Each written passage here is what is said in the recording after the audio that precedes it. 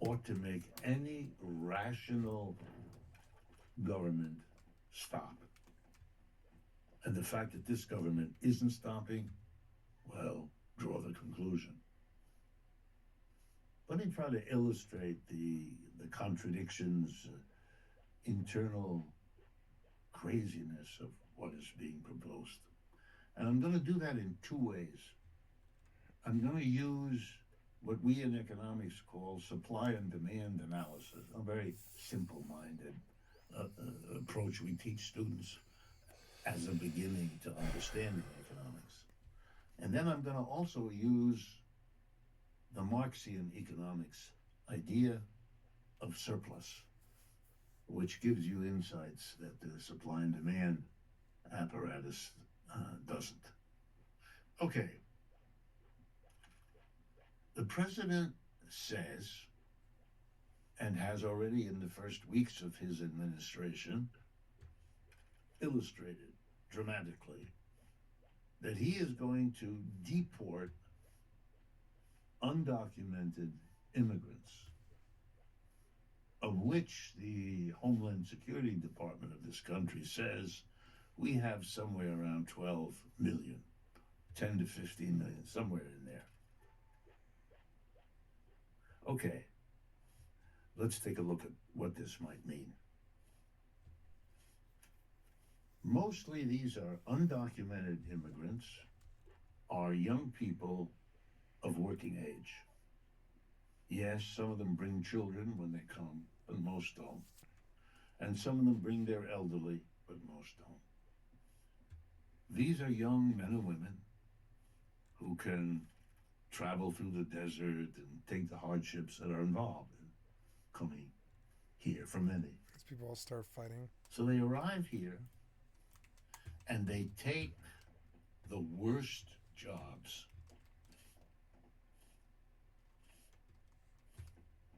And by worst jobs, I don't just mean those that are poorly paid, although that's the majority of them.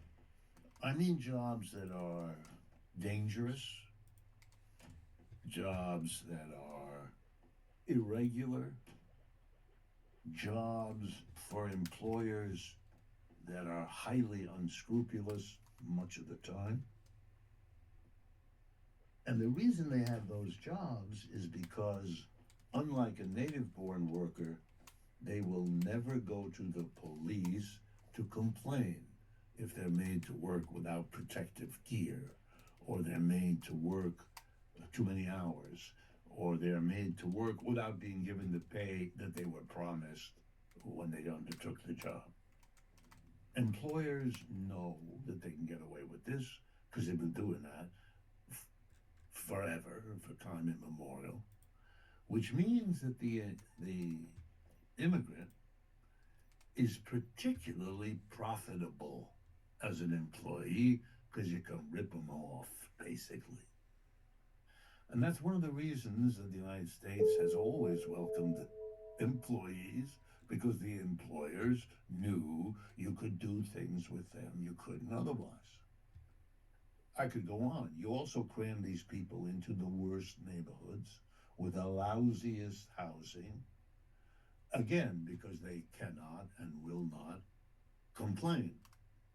They will not demand what is legally available to them for fear that it will blow their cover and they will be hassled by the police. The police don't treat them very well, again, for the same reasons, and so on.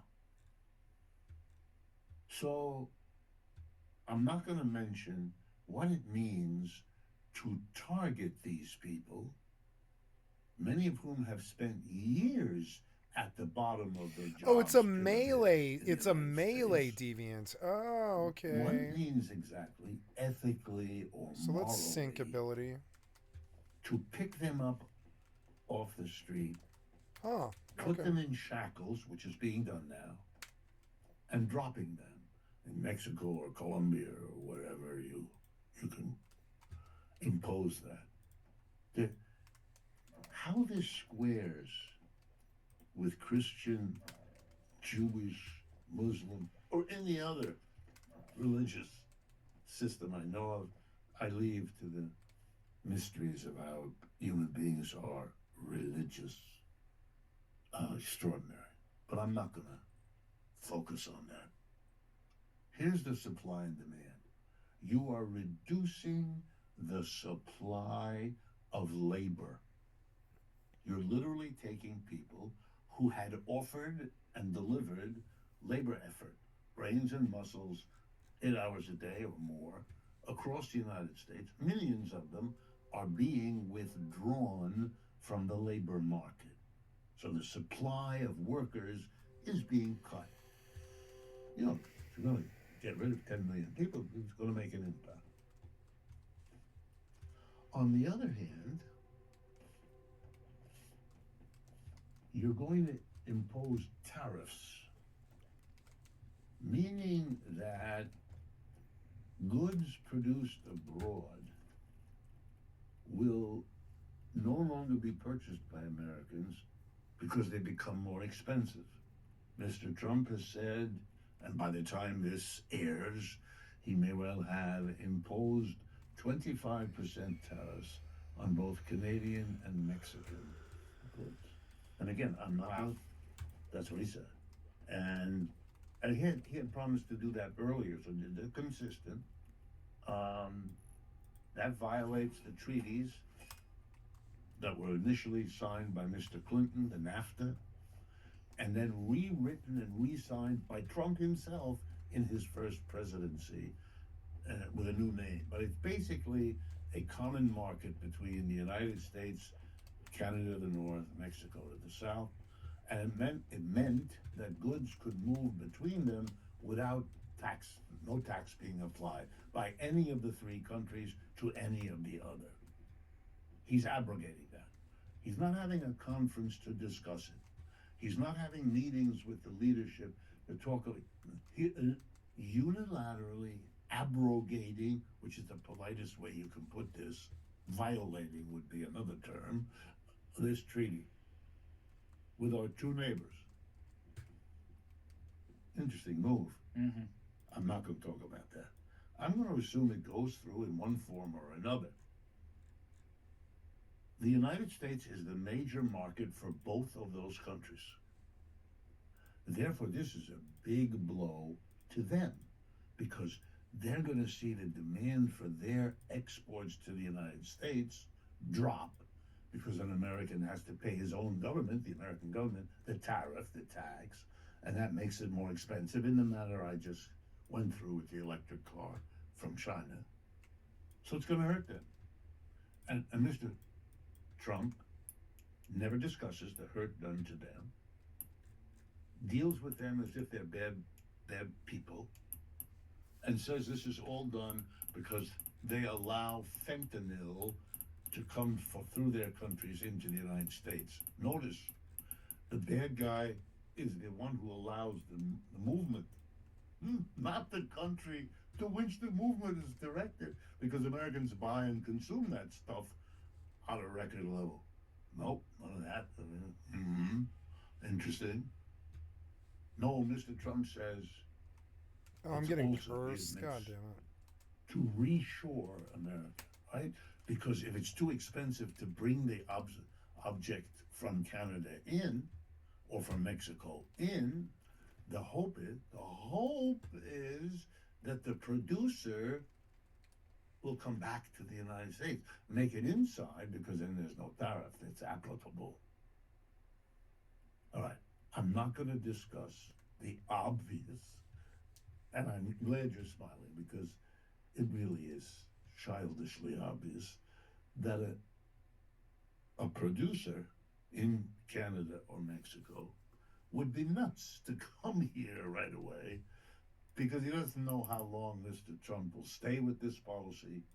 He doesn't know whether it'll disappear when Mr. Trump disappears.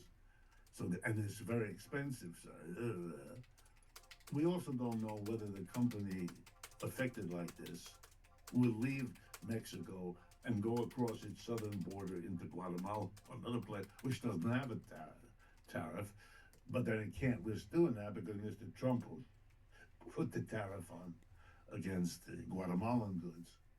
So let's assume that some reshoring takes place. Some companies at the margin will come in to the United States and produce here at home. The ostensible goal and purpose of all of this. That would mean an increase in the demand for labor because those companies, instead of hiring Mexican and Canadian workers, by coming back, would be hiring American workers, which is the ostensible purpose. Okay, the supply of labor is going down and the demand for labor is going up. What is that supposed to do with demand and supply analysis? And They're making this point about the seasonal wipe where you basically don't ever really keep your fucking base. So you constantly just have to rebuild this over and over and over and over again. Which, I mean, that's kind of what Rust is. Um,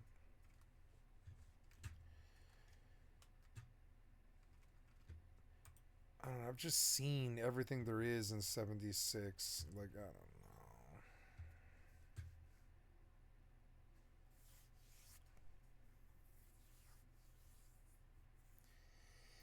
It's not good enough. The content's not good enough.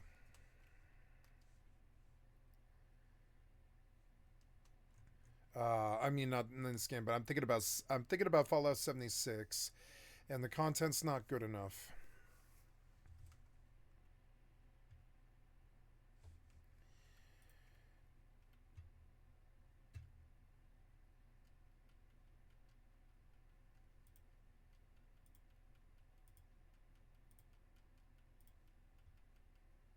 How's this doing? Good. Okay, good. Once you man.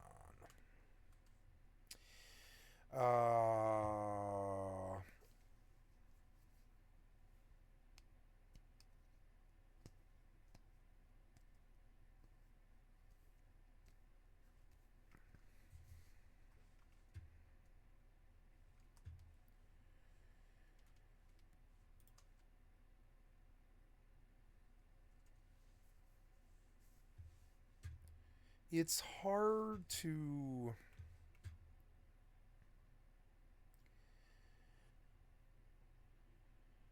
nail down a game with the combat that I want.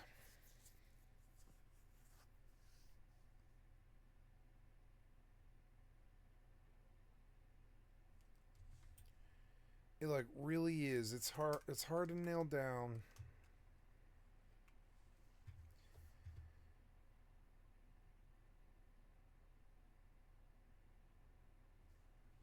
Okay, good. Poison's off me, and it's getting towards day here.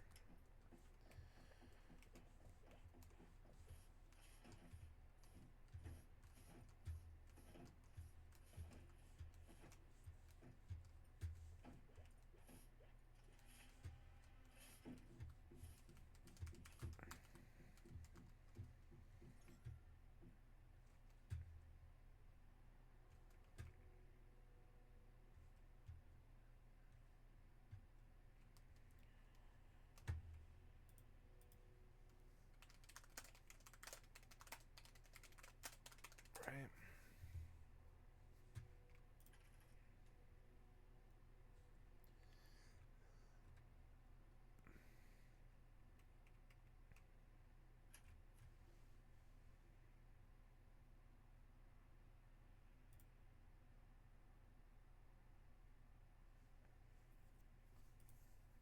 Icarus, yeah.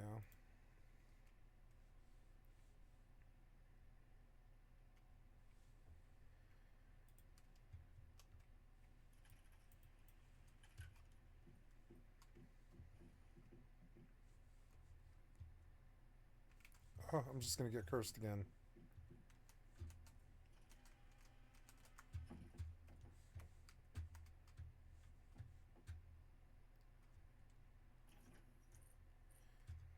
There's a lot of dudes to fight here.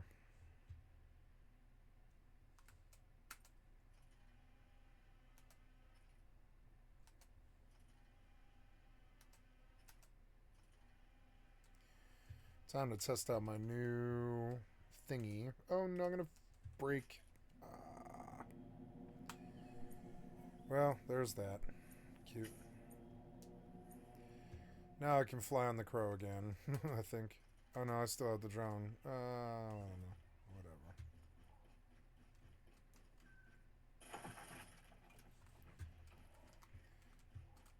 I like the game.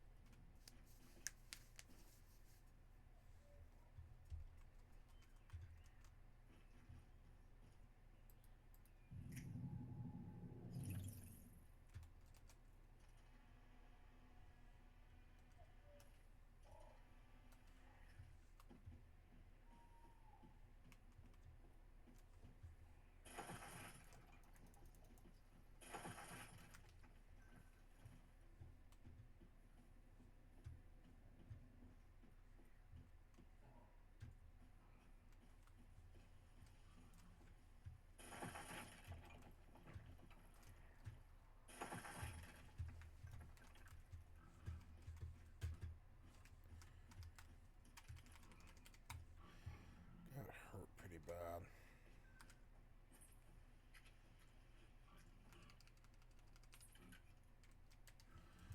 Better switch out heals.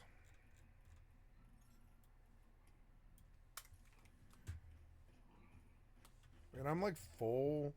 I can't run. I kind of need to be able to run. Damn it. Take me back.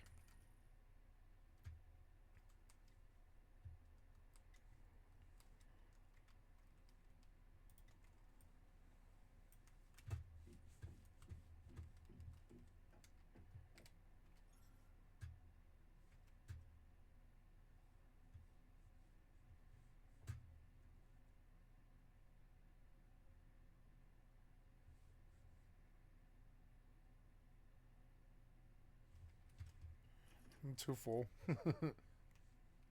I should technically go sell all this.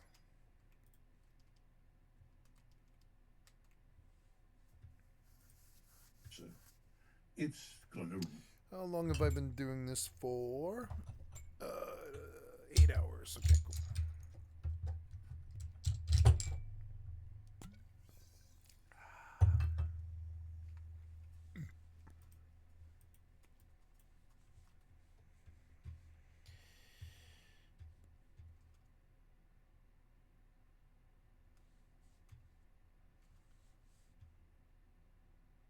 The season passes are fun, but they also feel finite.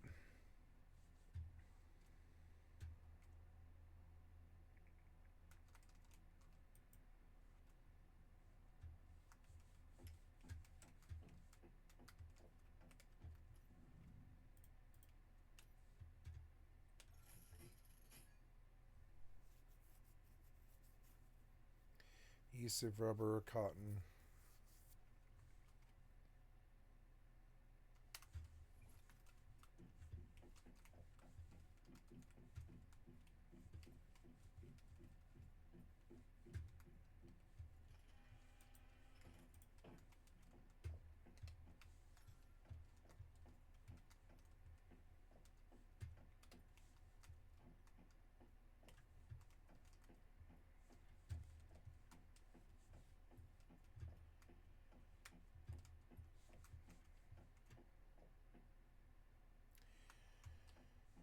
Uh, 6 a.m. I came back because I'm full. Oh yeah, and I needed to recycle,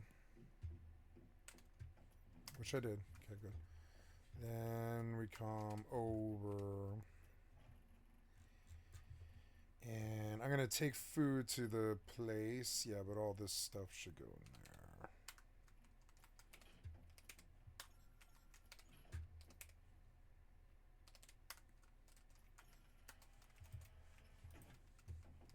Oops.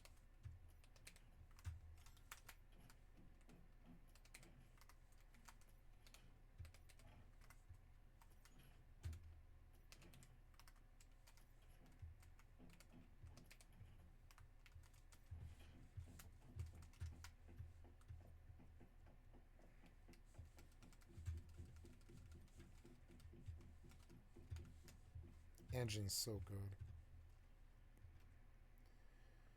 Okay, a little bit better now.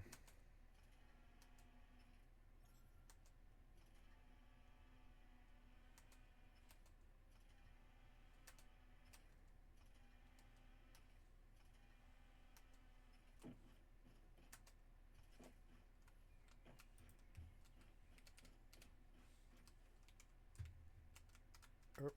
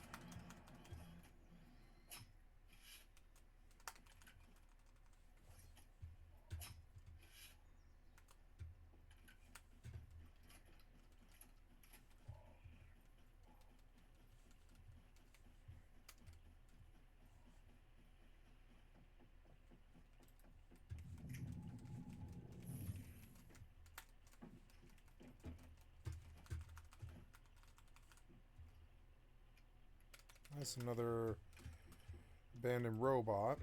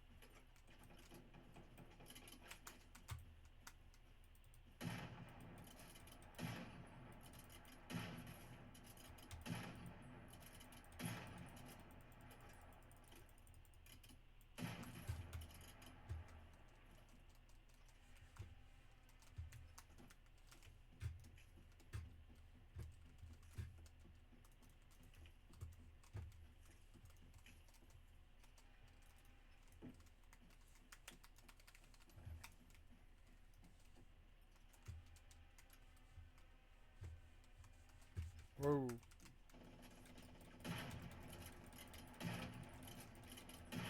Oh, damn, you're tanky.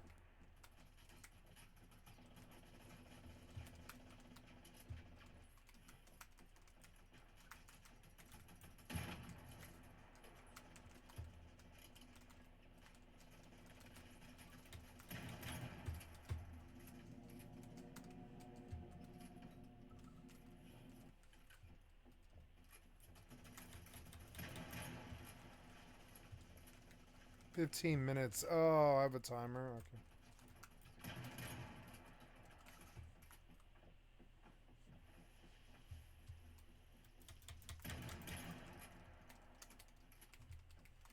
Wait, she froze him. Kill him. Kill him. Kill him. Kill him. Oh god, it's working, but I don't want to die. I don't want to die. It's gonna... I don't want to die. I don't want to... Just kill this guy so I can fucking kill him. You're so annoying. You're so annoying. Come on, you. Go. You're so annoying. Why did you take 12 goddamn fucking gun or shotgun blasts? That's ridiculous. What are you, fucking Terminator? Come on, man. Please let me down. You're so annoying. Please work. Please work. There's another one. Why? Get this. Get this. Get this. Get it. Come on now. Loot. Loot. Ooh, document card. Nope. We will discard and go back to my camp.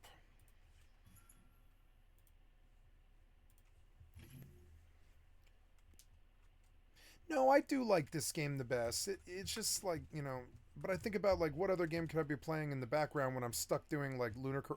So my problem is now, what other game do I play in the background when I'm stuck doing Lunar Oracle in the winter, where I can't, it's like it's freezing cold at night and I can't go out, and it's fucking Lunar Oracle anyways, so it'll reduce my health to a quarter and all that, so I won't be able to play, and I'm thinking about what game can I play in the background.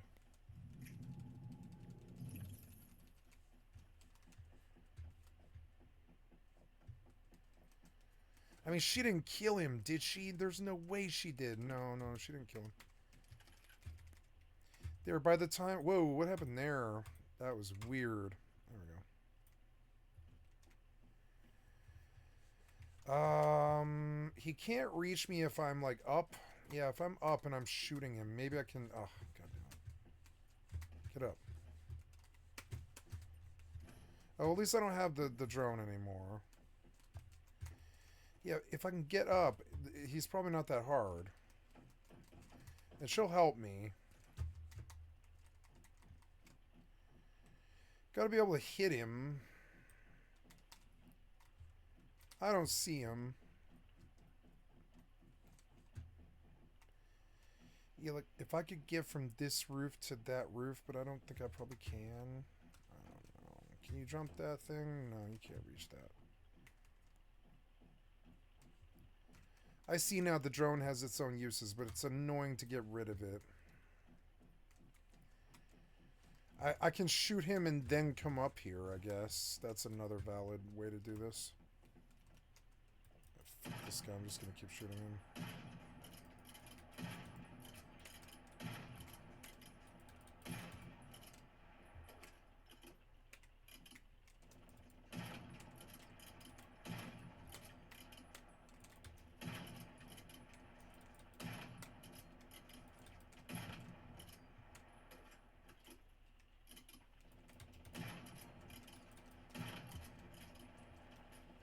She's like going to him.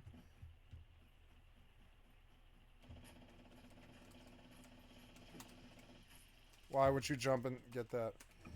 Why would you jump on that? Do it. Oh, they all repopped. No. You're so annoying.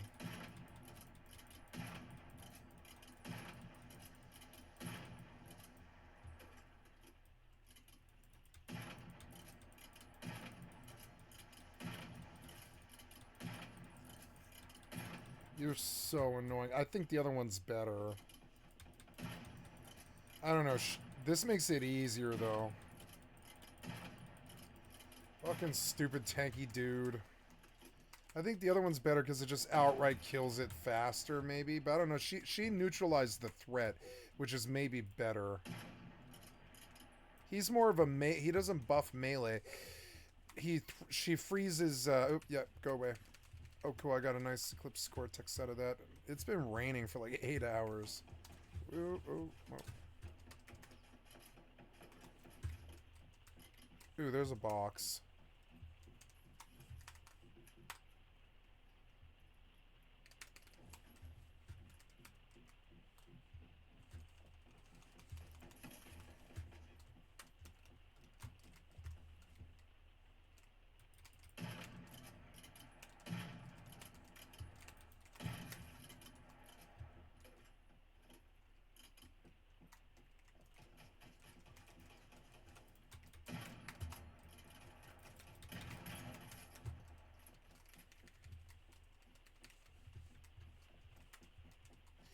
One of my cradle about deviants at night might not be that good.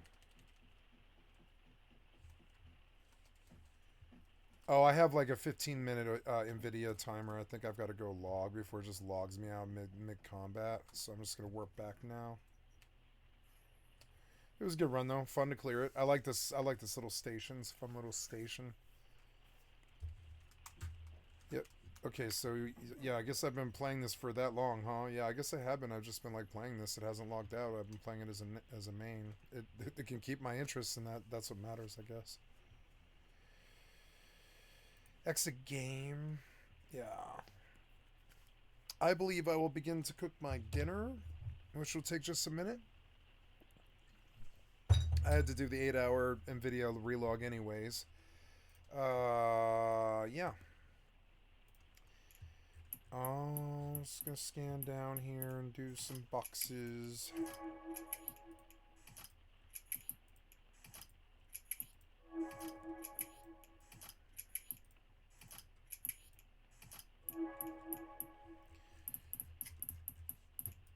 $3.191. Batman Arkham Knight is 80% off. GFN Thursday. Arkham Knight.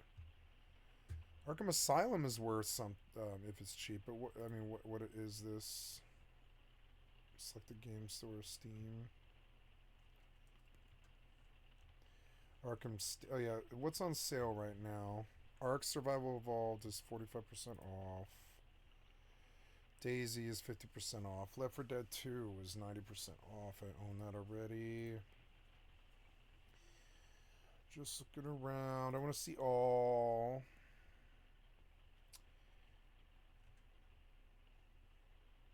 Chivalry 2 is cheap. Divinity 2, Sifu, Portal 2, Remnant 2, Lords of the Fallen.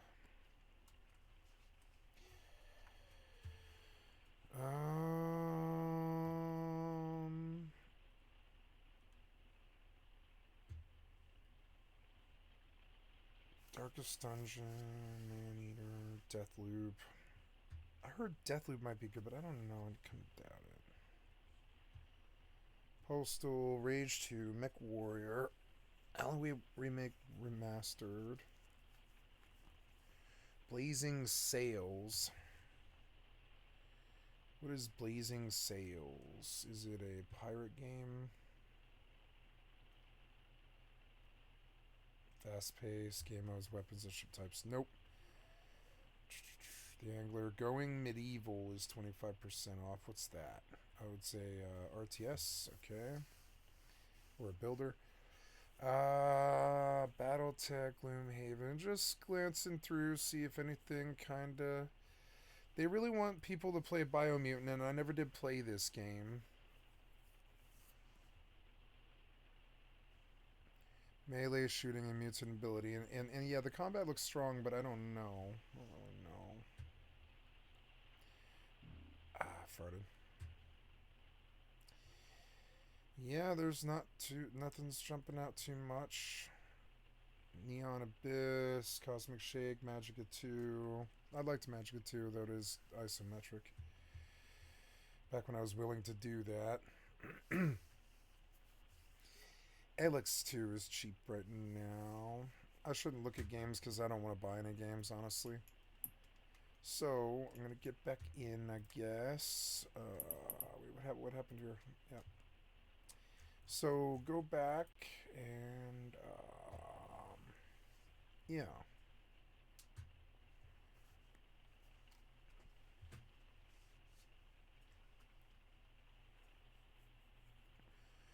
The seasonal model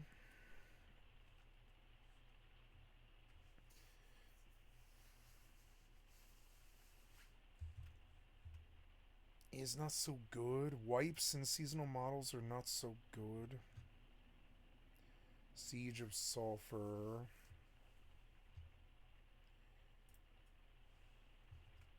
They patched Stalker 2, did they? Yeah, I don't know, guys. Yeah, there was a lot in it that I really didn't like.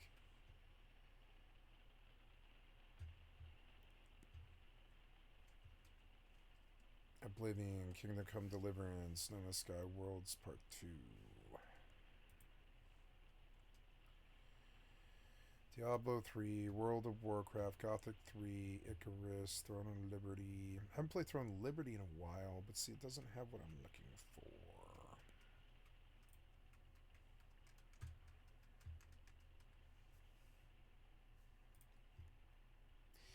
I don't think it'll let me play 76. It's annoying at the same time, because 76 would be kind of fun.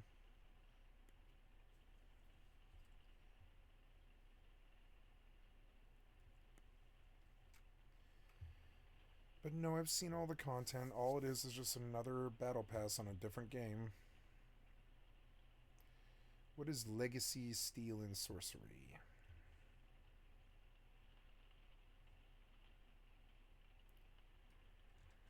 What else? What else you got? What's it look like? Okay.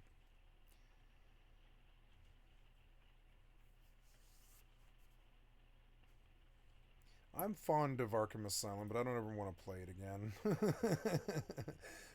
um,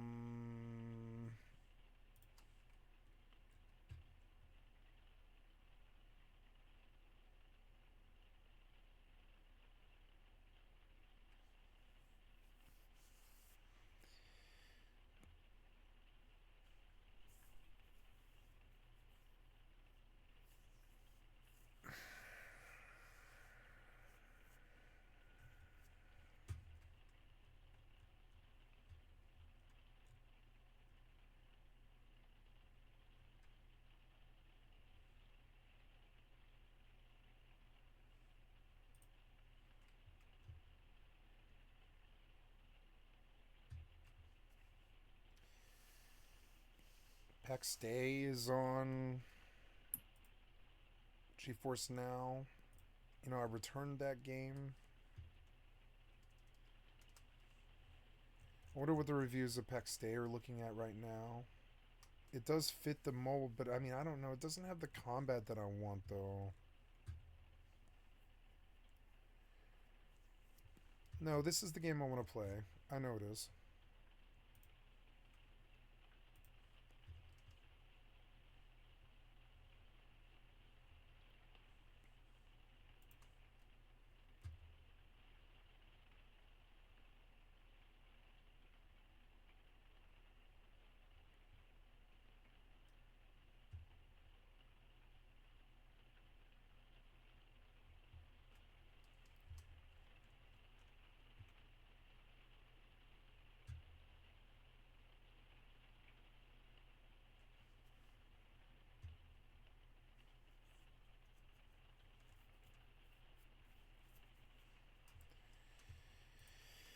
Yeah, there's this problem about like the progress is never permanent.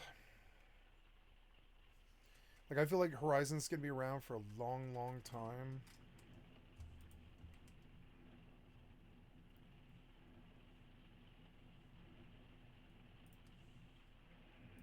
Let's go to the Horizon wiki and just look at like what's going on.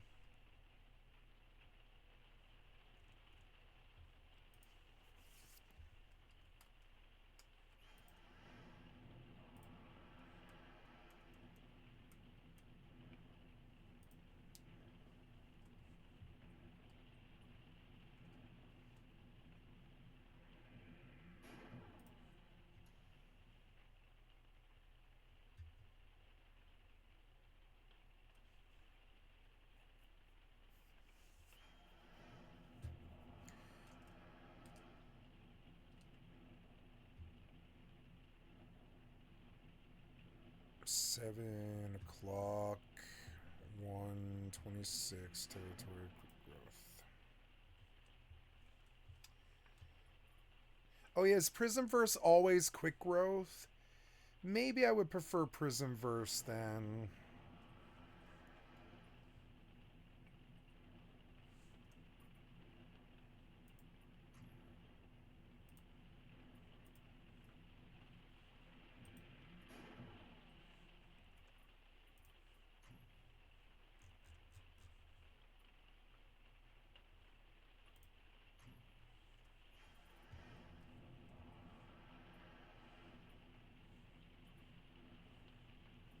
Challenge massive anima.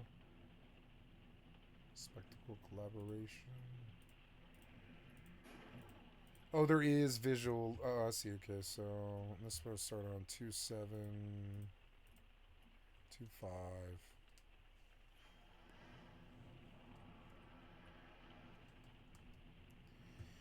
I think I used to be able to run 76 in the background. They would be an interesting combination.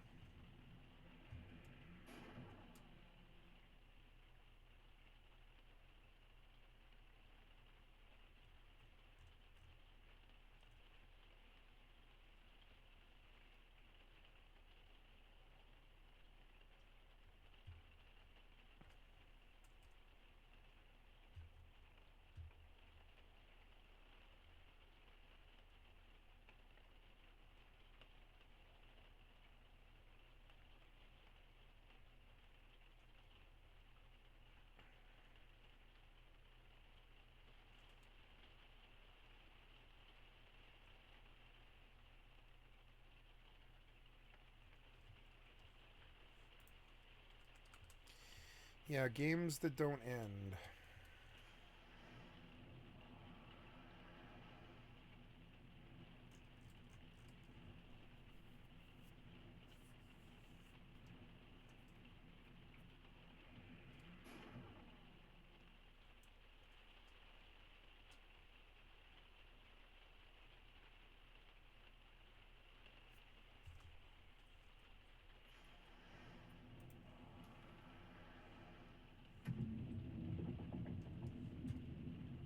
Gonna open the loading bay.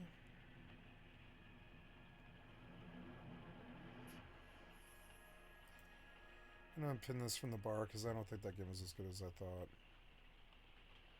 Oh, that's Balatro, yeah. Where is... Oh, I have to go... Okay, good. Move. Yeah. And, oop.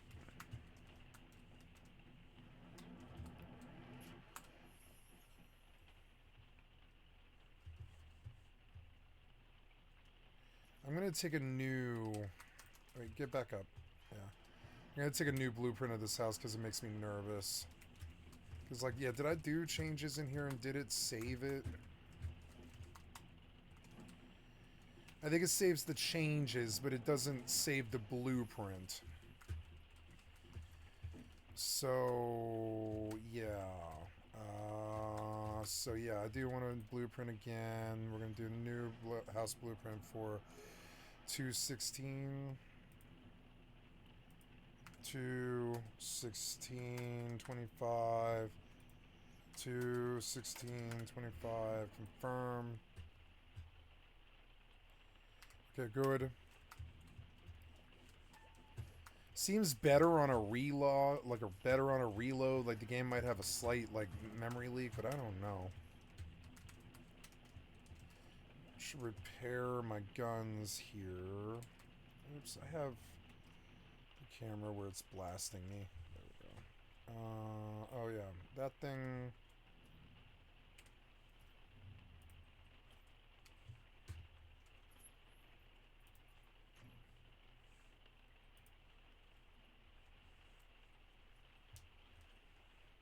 Oops.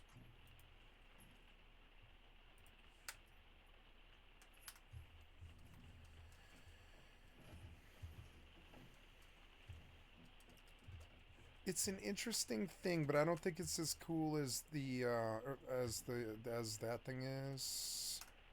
I want to sync this ability. She is cool. She's good for killing things. But she doesn't do as much damage.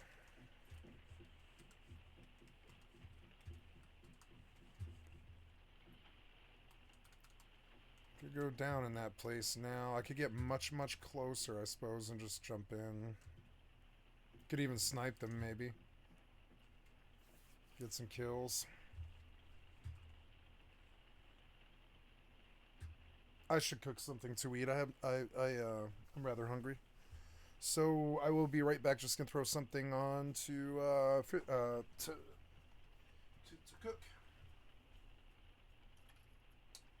Oh, did my tablet freeze? Nah. Go. Okay, there we go. Sweet. Okay. I intend to cook something here, so I'll turn on some bright lights and all this. Fire. Nope. Okay. All of this is trash.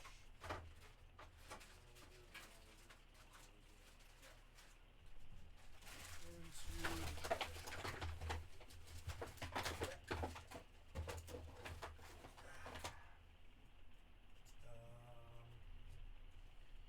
need a skillet. I don't know where she stuck it.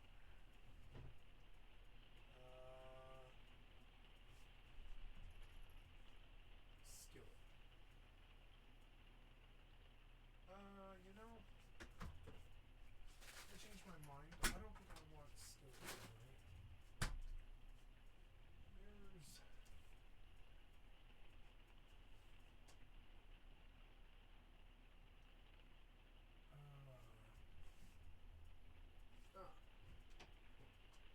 Where's... Well, I don't know.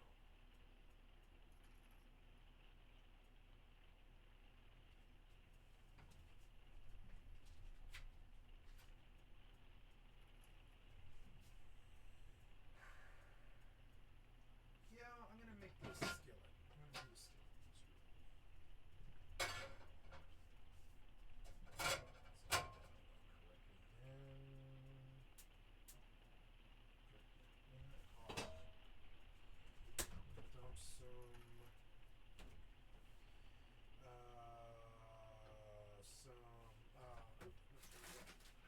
Dump some nochi.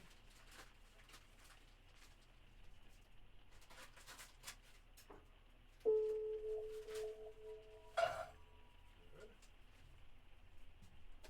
Then we will do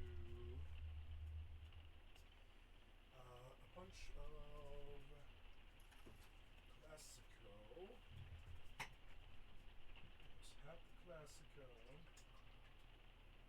Half of it? No, it's about half. Half the Classico.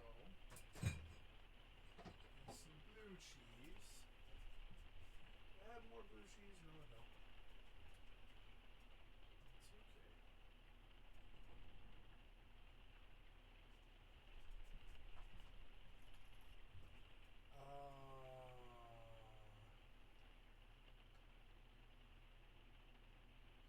Yeah, you know.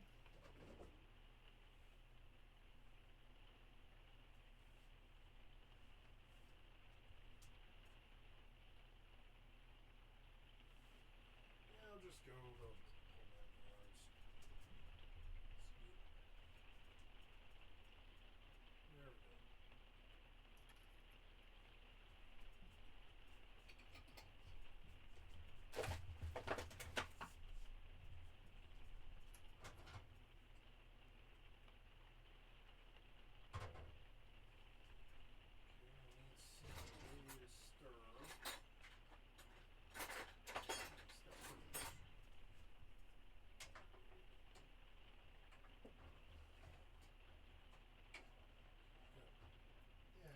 Top of this, I'm going to add some pepperoncini. This is getting old. Not too much. Yeah, like that. Then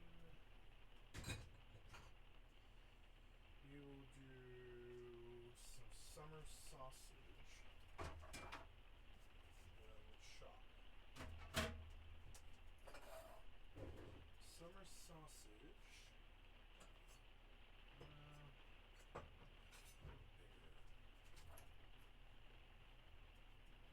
That. I think, yeah.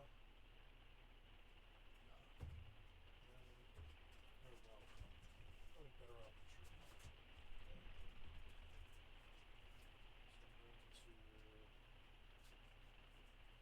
I'm going to cut it down the middle. Get some of this shell stuff. That on off.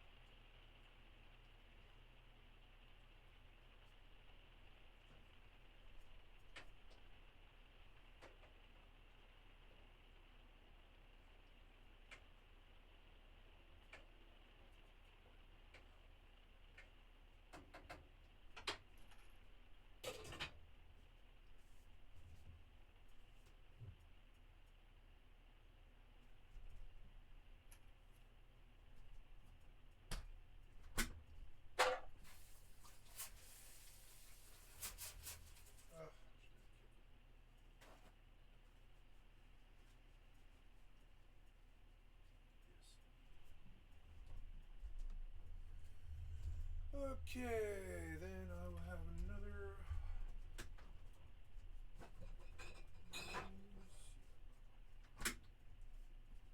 How are we doing? Doing good. I'm gonna kill this light. Go. How's that doing? Yeah, that seems good, right? I have skillet gnocchi with pepperoncinis and summer sausage. Cost me maybe $4, and it'll probably last 2 meals.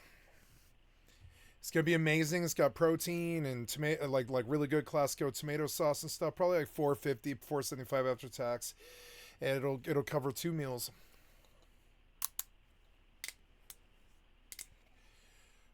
Okay, there's a brand new drink, and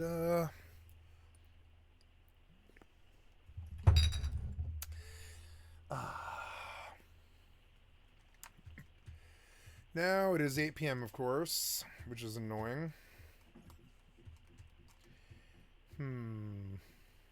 Let's look at the wiki. So let's see. Era changes, navigation hub, new content, right? Tiered endgame cover, eventually it's informalized, taking increasing difficult measures as the tiers progress. HENM. Oh, Highwind. You know, I've never read their thing about Highwind. It responds 4 hours after the previous kill. Highwind persists through airship, reaching its destination will appear and everything until a kill. HP will regen between rides. Has been set on nations. As a knockback conal AoE, rewards every player engaged in the NM with 3,000 gil and 3,000 experience.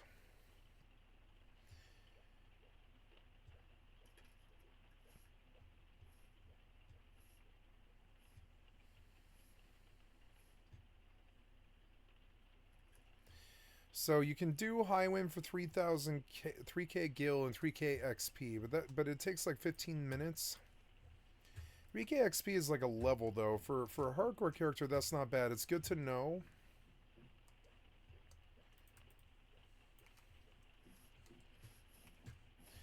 I suppose I could always work on my hardcore thief. That's always kind of a, you know, an option.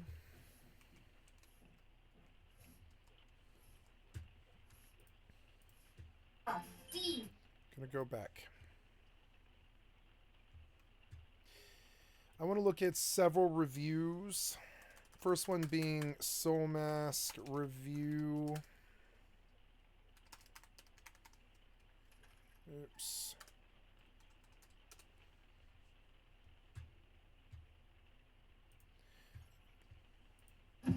Soul Mask. Thank you, the single player squad. I'd like to sub to your channel. A survival sandbox game aims to differentiate itself from the multitude of similar titles that are coming out this year by offering us a mix of pretty cool mechanics like the tribe system and a rather unique setting. At least I haven't come across a Mesoamerican inspired survival game this year, especially not one where you can build up your own clan. Now the game is playable both online and offline, and we will be focusing on the offline version of the game. In order to have a good experience as a single player, you will need to adjust some of the world settings. For example, setting the building decay to 0 is recommended. You can adjust a plethora of settings, so you can cater the solo experience exactly to your liking, which is always a plus in these games. Now the game world is rather large, with its 64 square kilometers. Just for comparison, the world of Ark Survival Evolved is also pretty huge, but has 48 square kilometers. Of course we know that bigger isn't automatically better, and while the game isn't as beautiful as Ark Ascended, it still has many different environments and biomes, filled with predators like alligators and giant snakes, but of course also tons of human enemies from different clans. Gameplay-wise, Soul Mask actually leans more into the action-adventure genre. It offers a pretty substantial progression tree that you don't see too often in these games, and it also has things like the option to approach enemies through stealth, or of course, their good old direct confrontation. The combat system is more involved than typical survival games, although it does have rather clunky and bare-bones animations at the moment. It features 75 skills spread across 8 weapon types, each one representing a distinct fighting style. Now, a key feature is the use of masks, which offer unique skills for both exploration and combat. There are 10 masks in total, each with its own set of perks. These masks allow you to... Yeah, I don't think this is my game. It's annoying.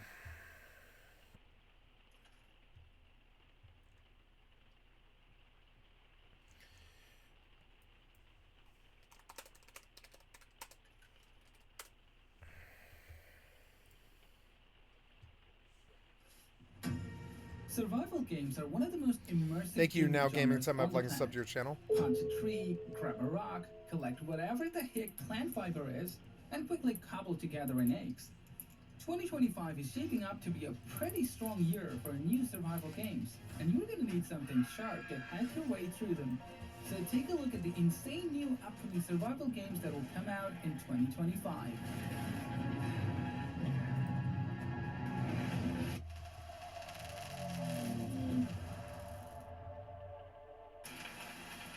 Blight Survival is a co-op medieval action game where you and up to 3 other players against mortals and monsters in a desperate attempt to reach and destroy the source of the blight, a deadly affliction that plagues the land.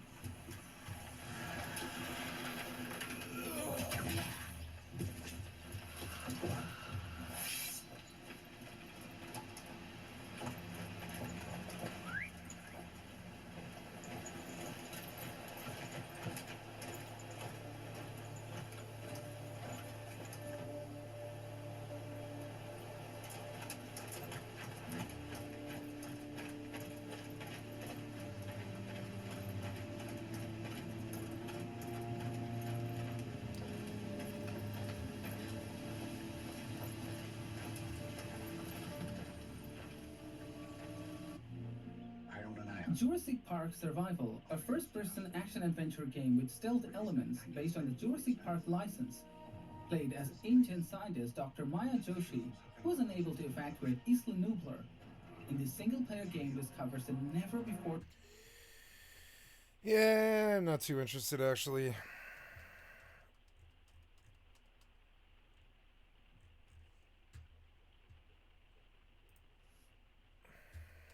Okay, So just in the past couple days, we got one of the biggest updates we have seen in quite a while, the primitive update. Now you would think after doing all of that work and giving us all that new stuff, the battering ram, the catapult, new explode rating, everything you could think of, you think they would be tired or done for a little while. But no, this month, they're immediately throwing new things into staging. And whenever we get here, I'm up on my way. so I introduce you to just one of many updates that we're going to be getting coming soon. But I introduce you to the hopper. This is a big boy. It is chunky. I do have to say, it is chunky. Now, this is heavily subject to change because we're really early on. Currently, it's a tier 100 metal frags and requires 1 rust watt power. I highly doubt any of those are going to stay the same. I see this.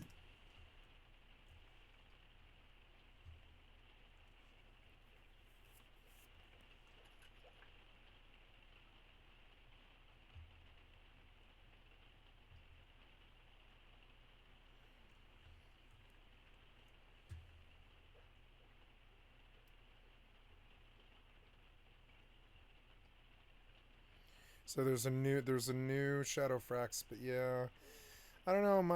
I think my rust days are like over. It's weird. I do need something to play while this game's like doing its nighttime. I should go stir my dinner. I'll be right back.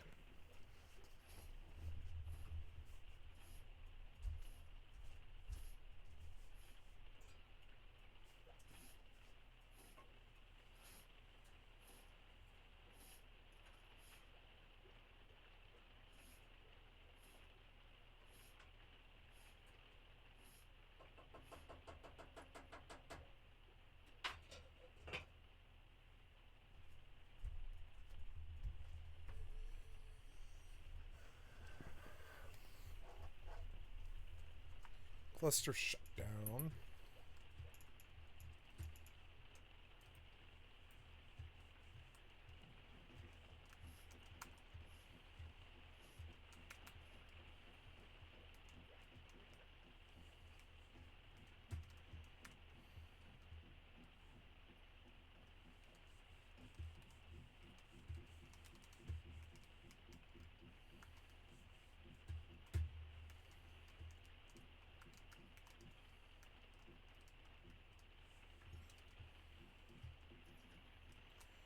Wait, I don't want poison. Oops. Damn it.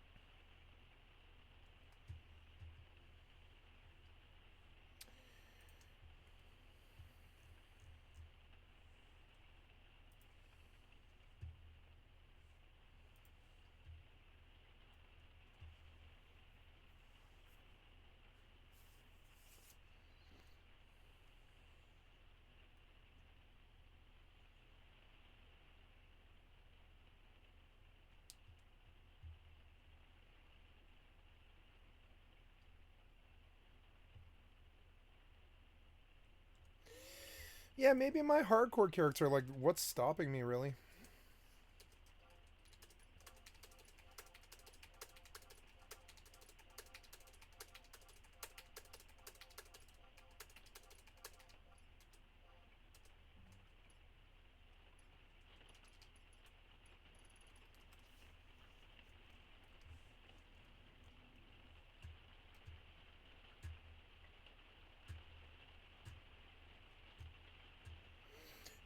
Starting to smell real good.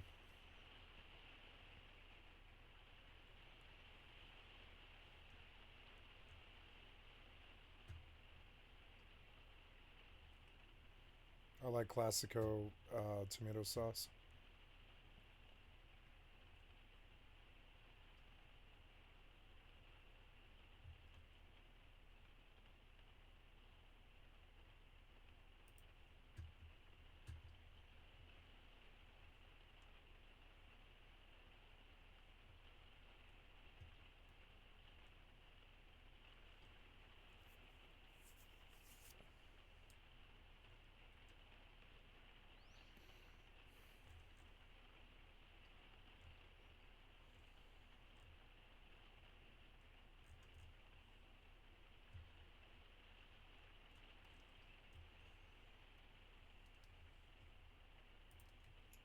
Eve went down. Yeah, I could always like run yeah, my lossless scaling.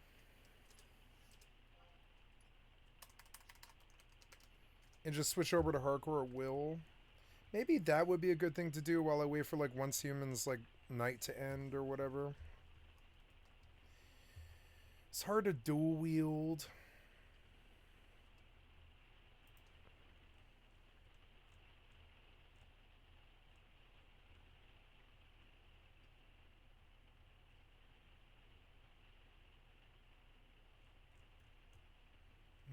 Smell good. I should have bought some crumbly cheese. I didn't. I will this month on the 20th.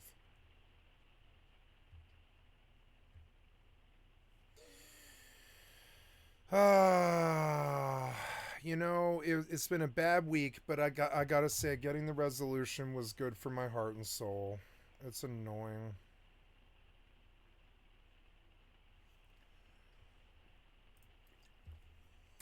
Oh yeah, they have like Vano timers, huh? There's another one that's just as good. 5 Vanderveil days, Sunday, February 16th at 7. Oh, have I reset my ring? Maybe I should go back. I'm probably out of fire anyways. Well, I'm not yet there yet, though.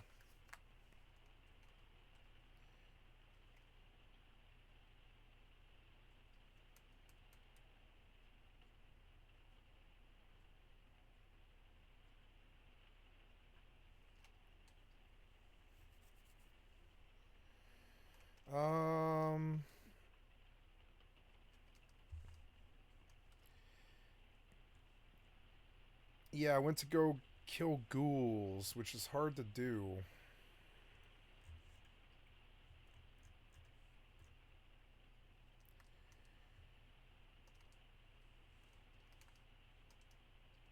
Oh, 4.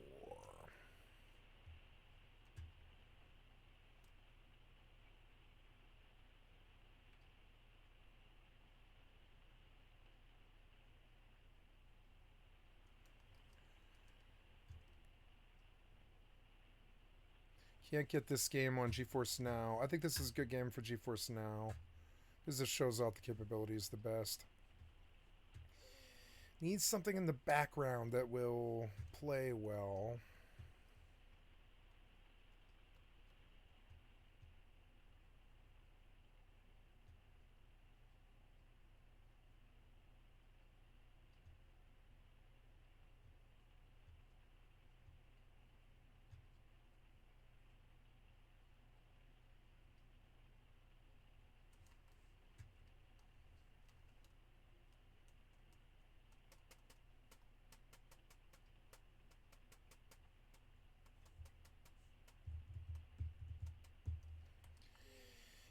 You won't let me run 76 at the same time as this, huh?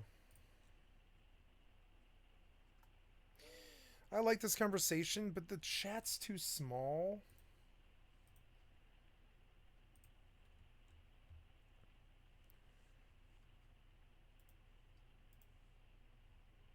Yeah, like the interface itself.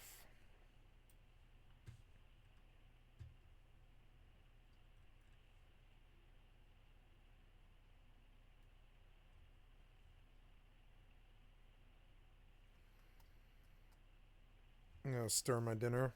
Starting to smell like it might be burning.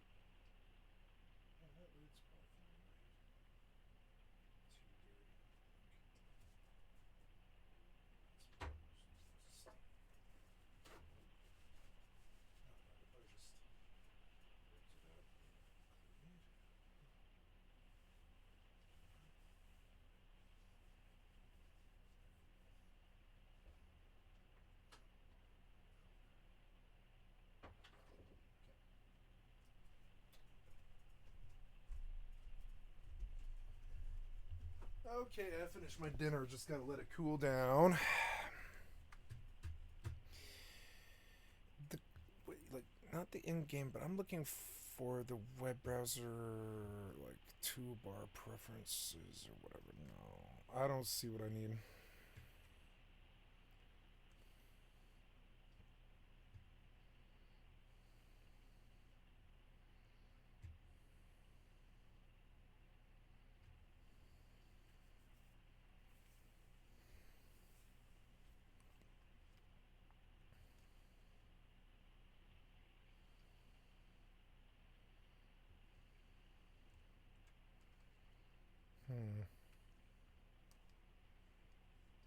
Well,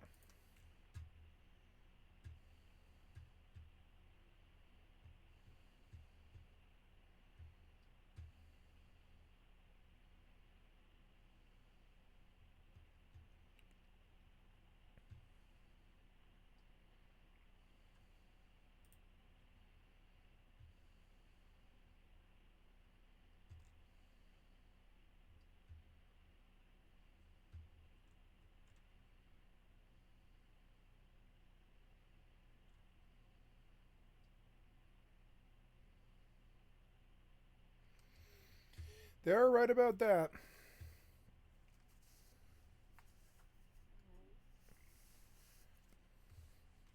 I still enjoy the game because I haven't seen all the content, but I'm sure there will be this point.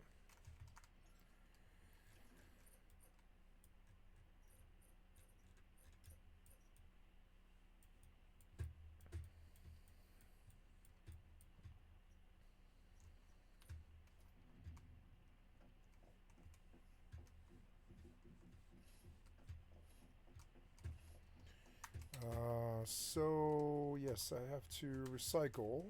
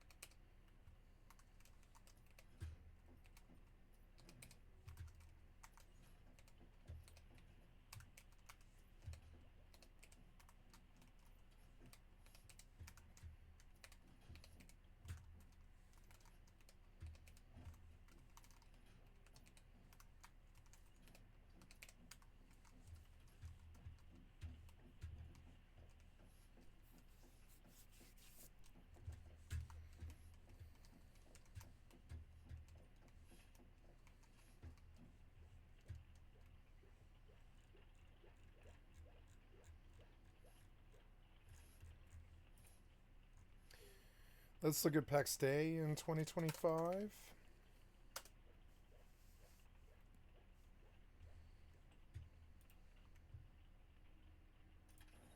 The ambitious project by Mainframe Industries, PAX Day, has captured the attention of the gaming Thank you, community with My its unique Adventures in approach to MMO. I've sandbox liked and subbed to your mechanics, channel. an immersive fantasy world, and its emphasis on cooperation and crafting.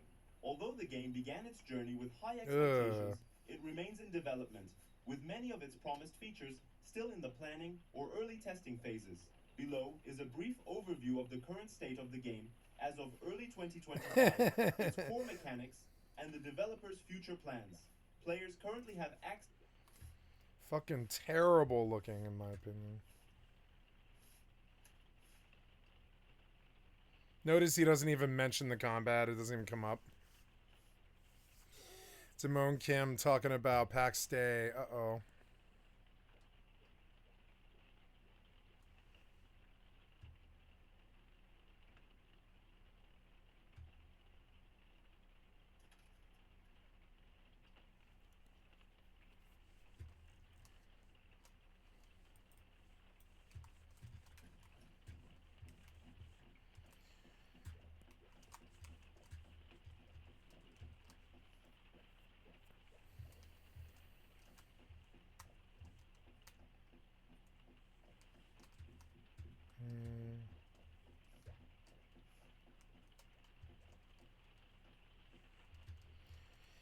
I could focus on hardcore a little bit. Let's log over.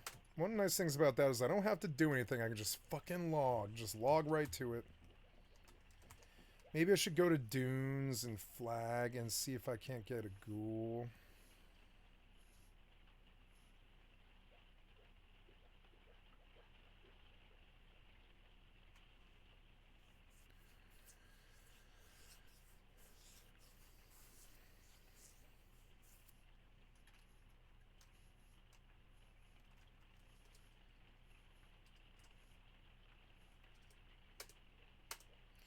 Yeah, I had wondered if I could kill ghouls by myself. I think I bombed out last time and I spent an instant warp scroll. I did and it sucked, but I mean, what else can I do? Oh, she's 24 and she gets her Emperor's hairpin, which is definitely part of it. Let's go get that. Yeah, what else? Maybe I should buy her a pair of leaping boots. I don't know if they're cheap yet, though. Yeah, maybe hardcore might be a good thing to do in the background while I wait for the day. So here it's 6 a.m. Let's go raiding. Or I mean, you know, whatever you call it, monumenting. So nice. It's a beautiful sunny day, no rain or anything. That'll be nice for fighting them. I've got my bot and everything. Have I got this synced? Yes, I've got it synced. Food.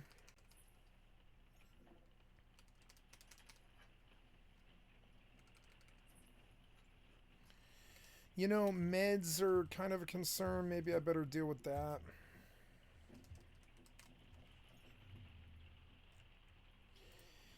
Yeah, like, oh no, I'm out of acid, so that might be a problem, actually. Let's go see...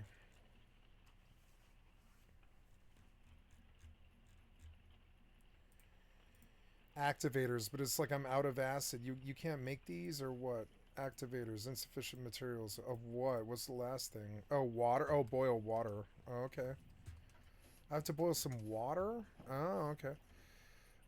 Do I not have a water catcher out here yet? I guess not, huh? Let's place one. For facilities, for water. I guess I don't have the mimetic unlocked for water catcher. Oh, wait, yes I do. Here we go. So... do a couple of these, like, right here or whatever. Yeah, like that.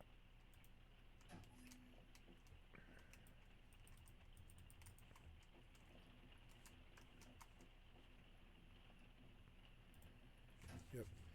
And a water holder.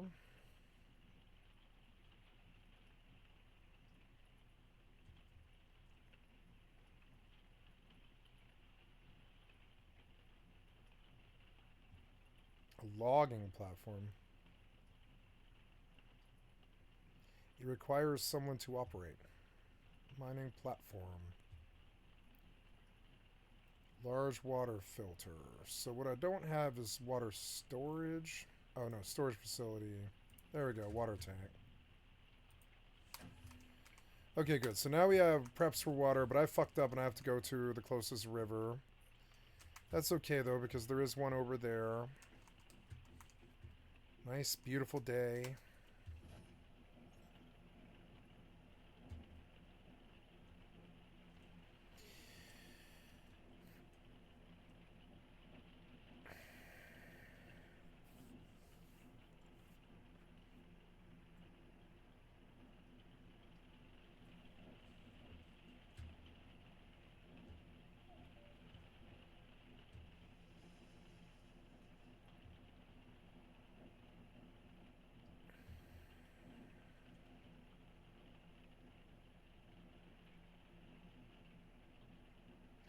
Gonna be about dinner time soon.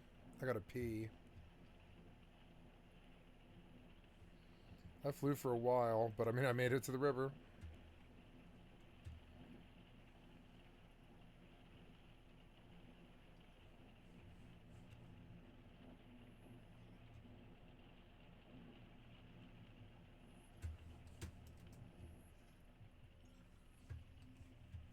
Splash.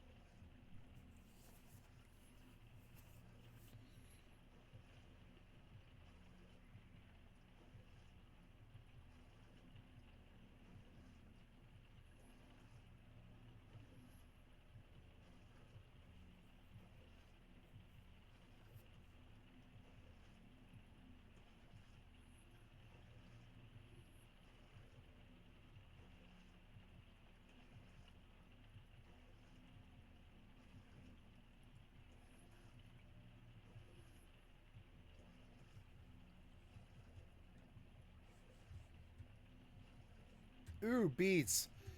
I don't know. I could get beets here by the bridge. Can I get more?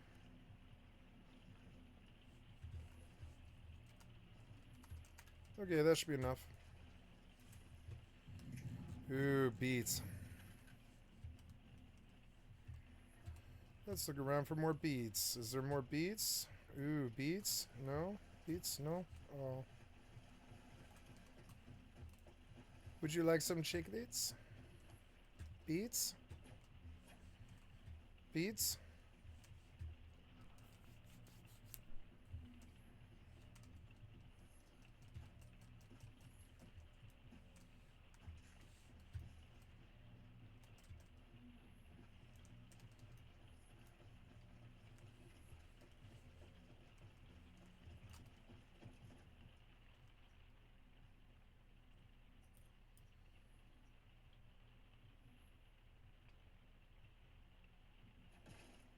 Wait, what was that?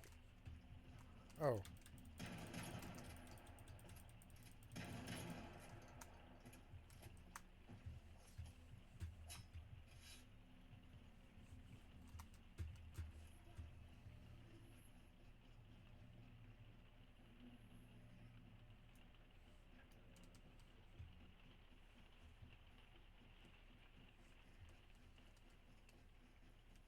That's a big bear. Why did it feel like I did no damage? Ah!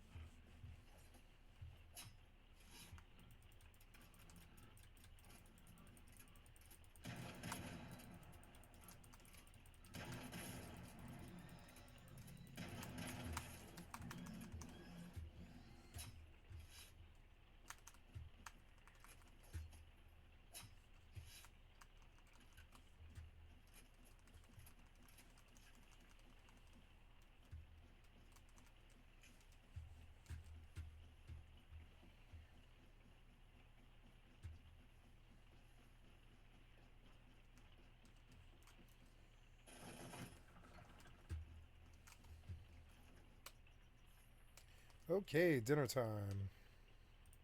Access to approximately 10% of the full game world. The available regions vary in character and offer diverse gameplay styles. Most of the world consists of zones free from player versus player combat, allowing for exploration, building, and crafting without the fear of aggression from other players. The only area currently permitting PvP is Lioness, a relatively small region featuring a full loot mechanic. This introduces an additional layer of risk, as players can lose all items they carry upon death. However, this division raises questions about the balance between players who prefer competitive gameplay and those who favor a more peaceful experience. Combat mechanics in PAX Day are currently one of the game's most criticized aspects.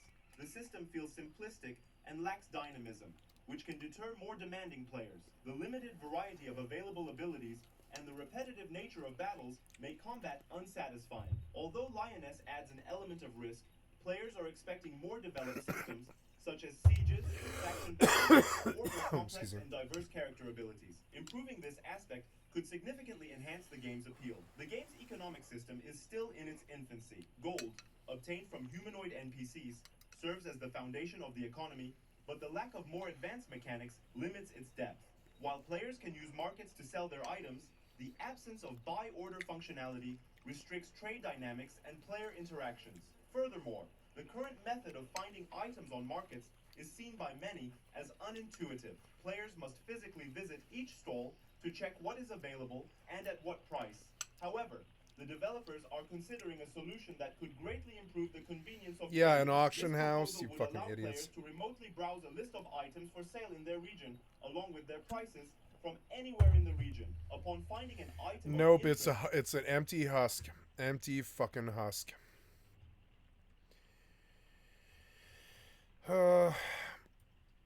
Maybe Skyrim hardcore. I don't know. Skyrim hardcore question mark.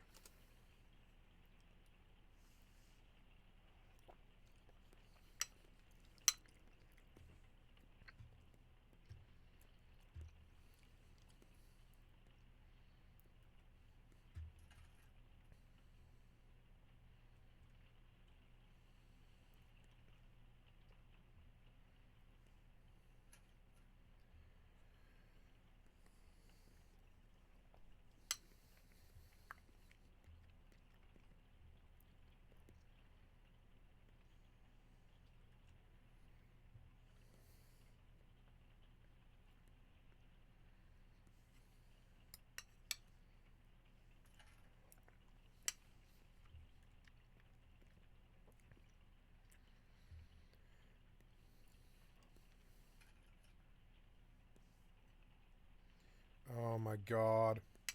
Avowed makes me roll my eyes. Thank you. I'd like to sub to your channel. Unfortunately, the closer we're getting to the Endymion. mainline release, I already know that things are going to become far more insufferable as time goes on. Avowed, in case you don't know, is in the same universe as the Pillars of Eternity games. Which honestly, I gotta admit, it is smart of Obsidian to pick a pre-established franchise they've already worked on to mold this game around. I would love to see a Baldur's Gate game made within the style of an Elder Scrolls-like game. But I think when it comes to Avowed, and that we as players seem to have won the battle of ideology here. And overall, I guess I kind of want to ask the question, which is that, are video games regressing, like as a medium? Let's talk about it. Firstly, you have places like thegamer.com, which is kind of a cesspool that always tries to screw around things in order to push a narrative. They recently stated that Avowed is a top seller on Steam, and if you were to read this, you would believe it. However, they immediately countered their own statement, where here in their summary they state that Avowed is the top selling game, but only in the United Kingdom side of Steam, not the whole world. Oh, okay, so then Avowed is not the best selling game on Steam, is it? This is like me saying that my grandma thinks I'm the most handsome boy in the world while ignoring what everyone else's grandma thinks of me.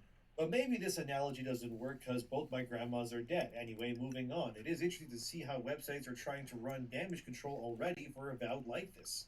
I think the game would have been received decently enough if their art director wasn't an absolute insane person.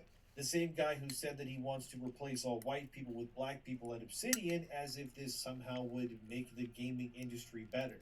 I genuinely just think that these game designer types are just self. Wait. Reminder to black artists out there who are looking for portfolio reviews or job advice, my DMs are open and you always have my priority. We got too many crusty white dudes in this field. Please let me help you replace me one day. I want to go back to living in the woods. Wow. Industry better. I genuinely just think that these game designer types are just self-loathing people. And they will say whatever is politically correct in order to weasel their way into the goodwill of the very people they are pandering to, who will definitely not care who or what happens to them whenever they leave or end up dying. I can't imagine pandering to people who genuinely just view you as an awful human being on no basis but simply your skin color. It's such a bizarre thing to champion, in my opinion, but thankfully the world is waking up to this nonsense and people are not buying it as much anymore. And when I look at Avowed, I see a bunch of stuff that just doesn't interest me. The combat, yeah, that seems fine enough.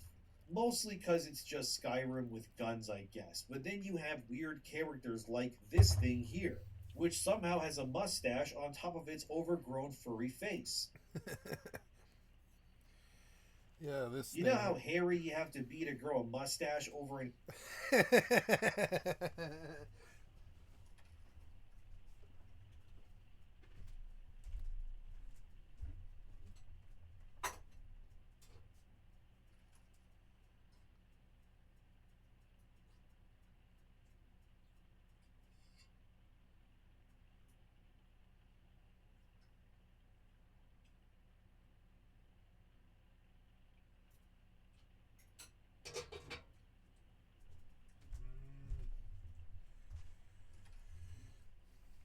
I love Nochi. So good. So good. an entire body of hair like that. If I saw this thing in real life, I would smash it with a hammer. Of course, to the surprise of nobody, Jason Schreier loves Avowed because it ticks all the right boxes for him. Need to remind you, this is the same guy who championed Veilguard when it came out with his infamous "Go Woke, Go Break the Charts" tweet that he did eventually delete when the game failed and didn't reach the highs that he claimed it would.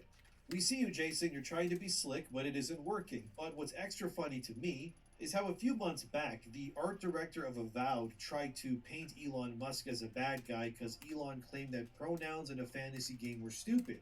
Then Matt Hansen, the art director, would reply back, "Then I wanted so badly to make him mad with my game, and I cannot believe it actually happened.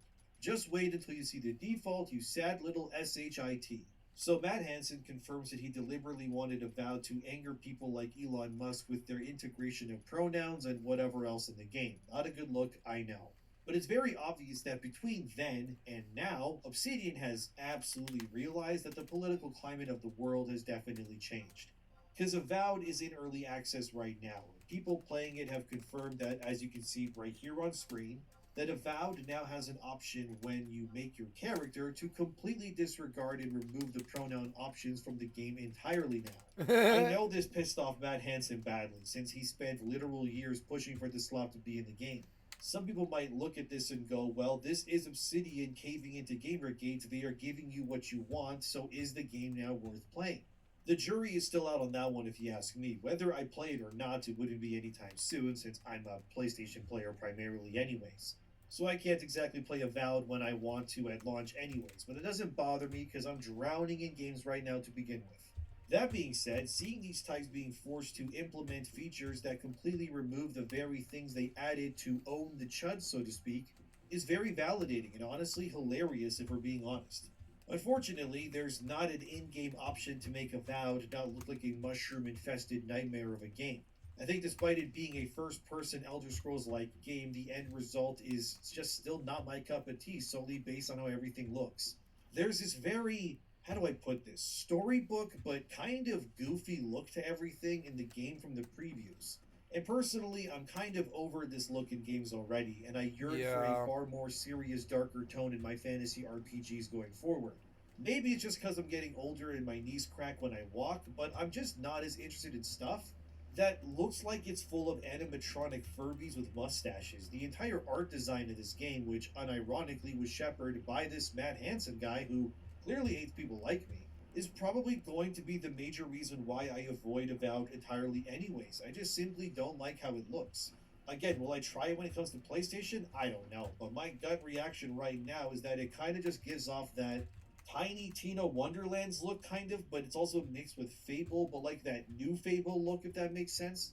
But it's also kind of pathetic how we are 14 years removed from Skyrim, and yet how that game looks and operates is still some of the best RPGing you can have in a game even to this day.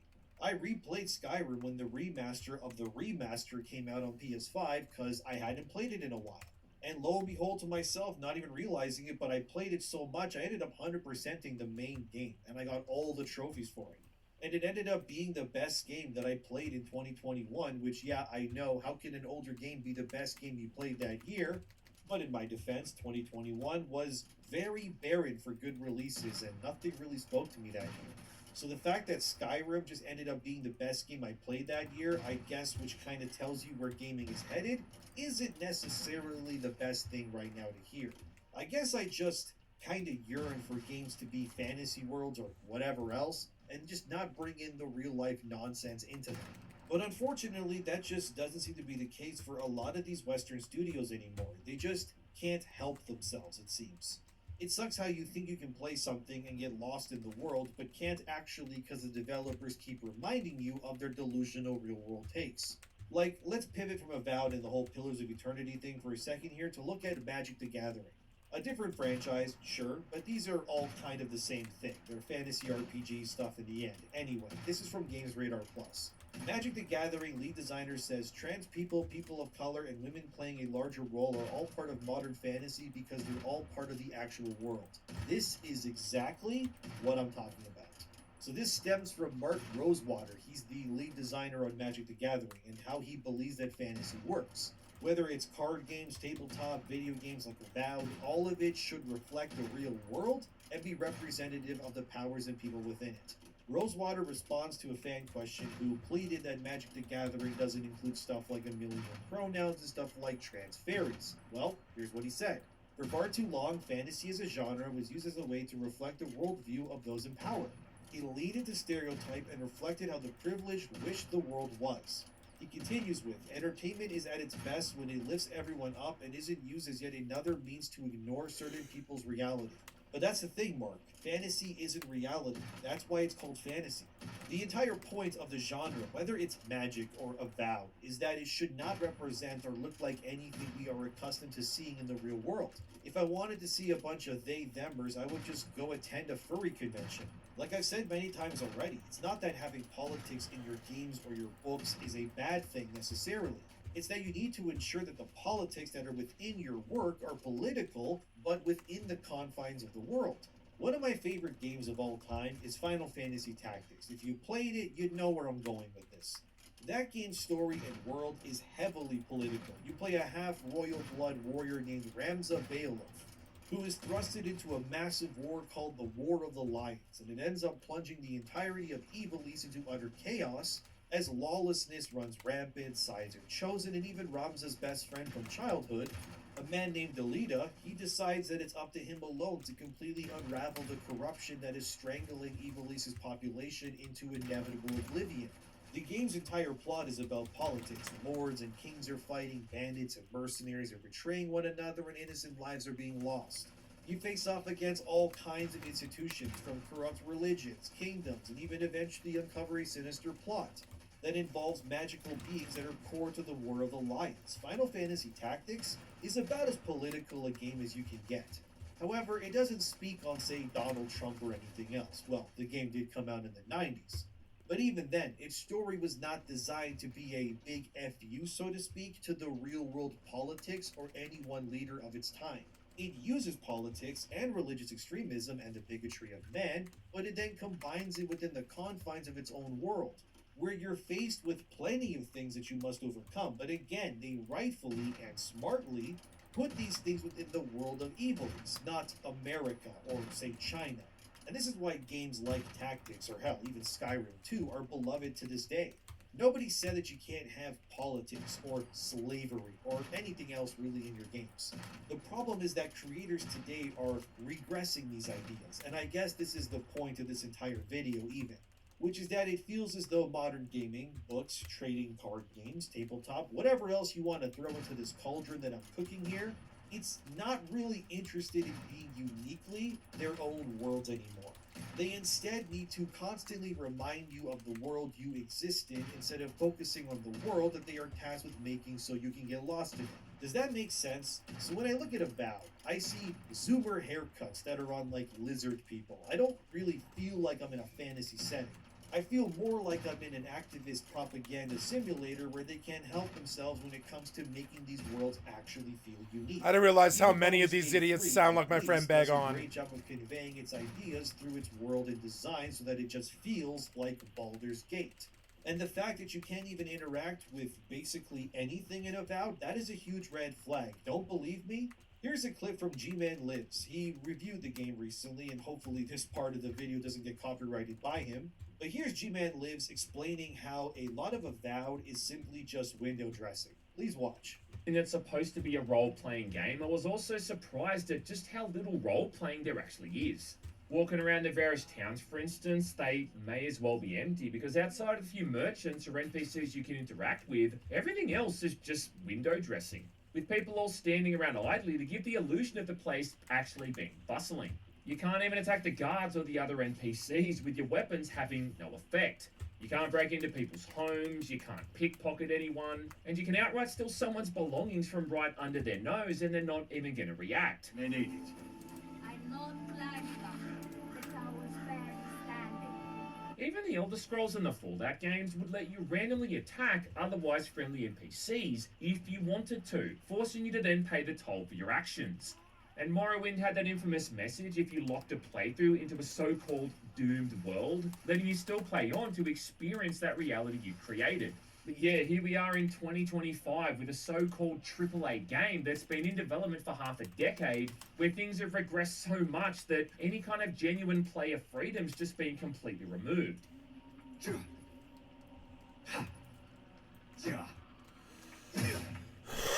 I'm done listening to this guy whine.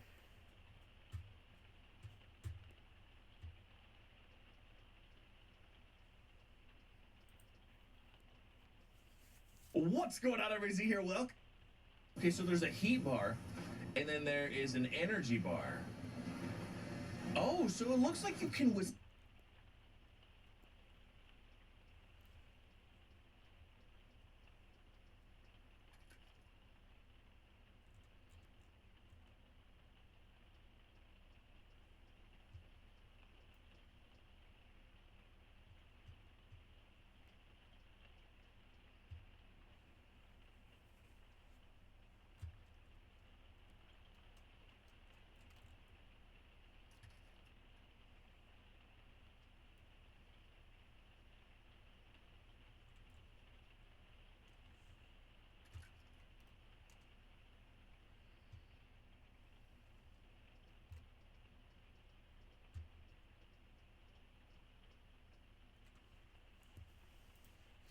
Looking at gaming stuff here on YouTube here.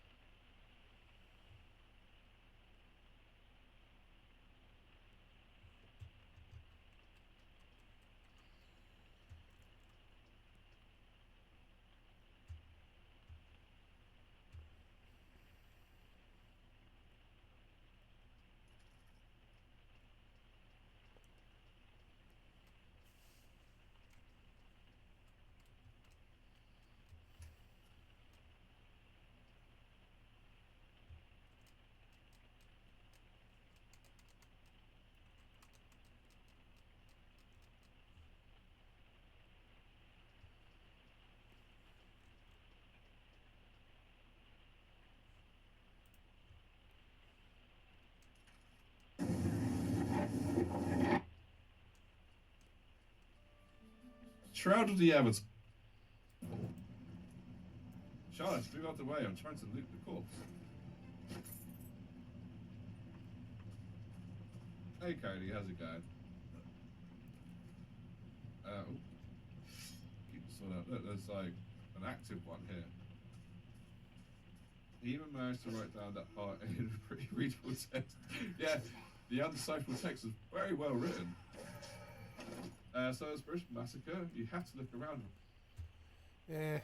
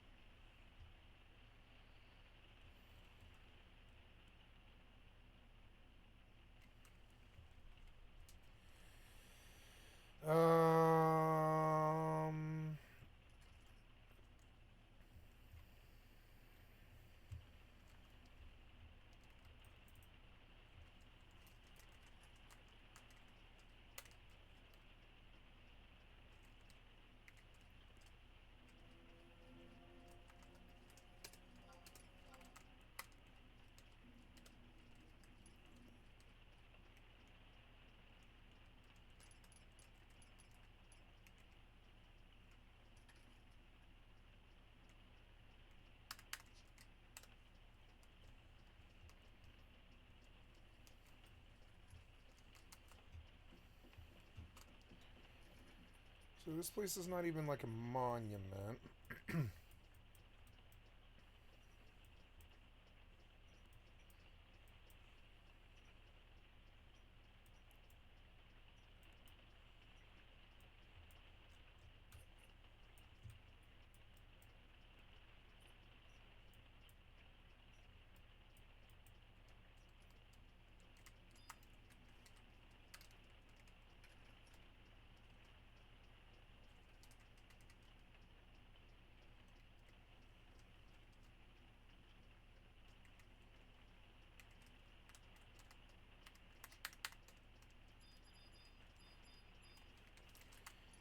I have Jack-o'-lantern and X-potion and Persicos Alley.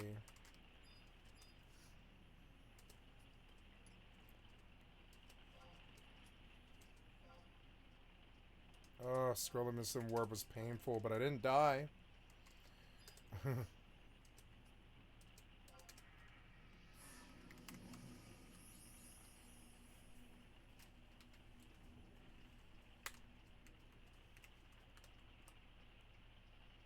Stone and stone. I don't have anything, huh? Perfect dodge, steal, and sneak attack.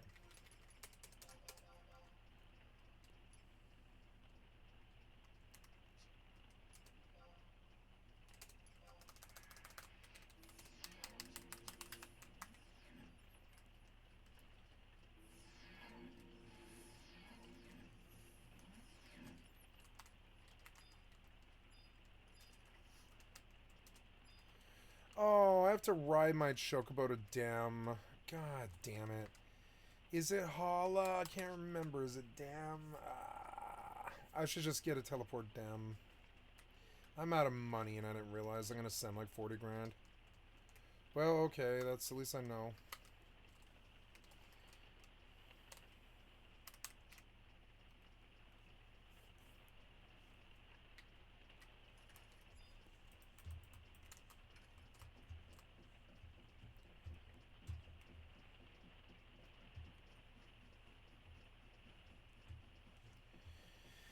Don't think I've screwed around too much in here, but I don't know.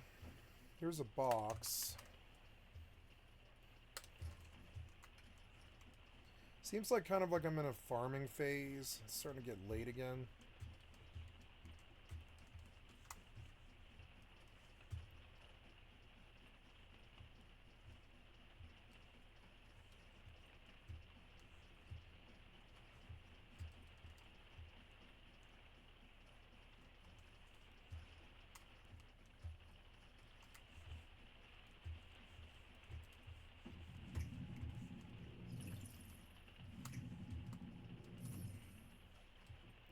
What is this place? Oops.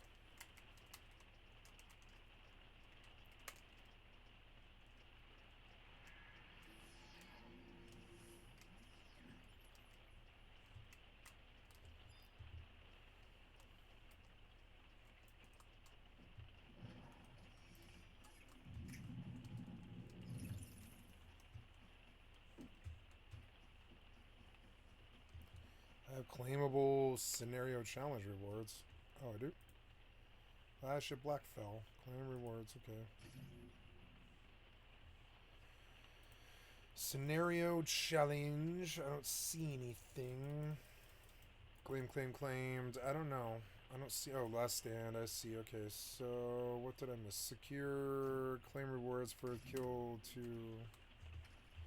200 deviations.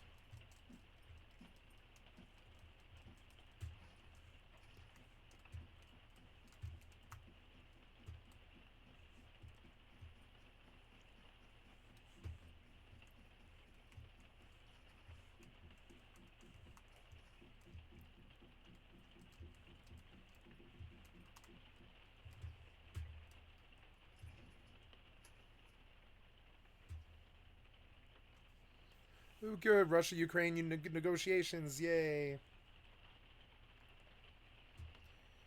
Uh-oh. Thank you, CBS Evening News. I'd like to sub to your channel. This week, Vice President J.D. Vance stunned leaders in Europe, questioning whether their values warranted defense by the United States.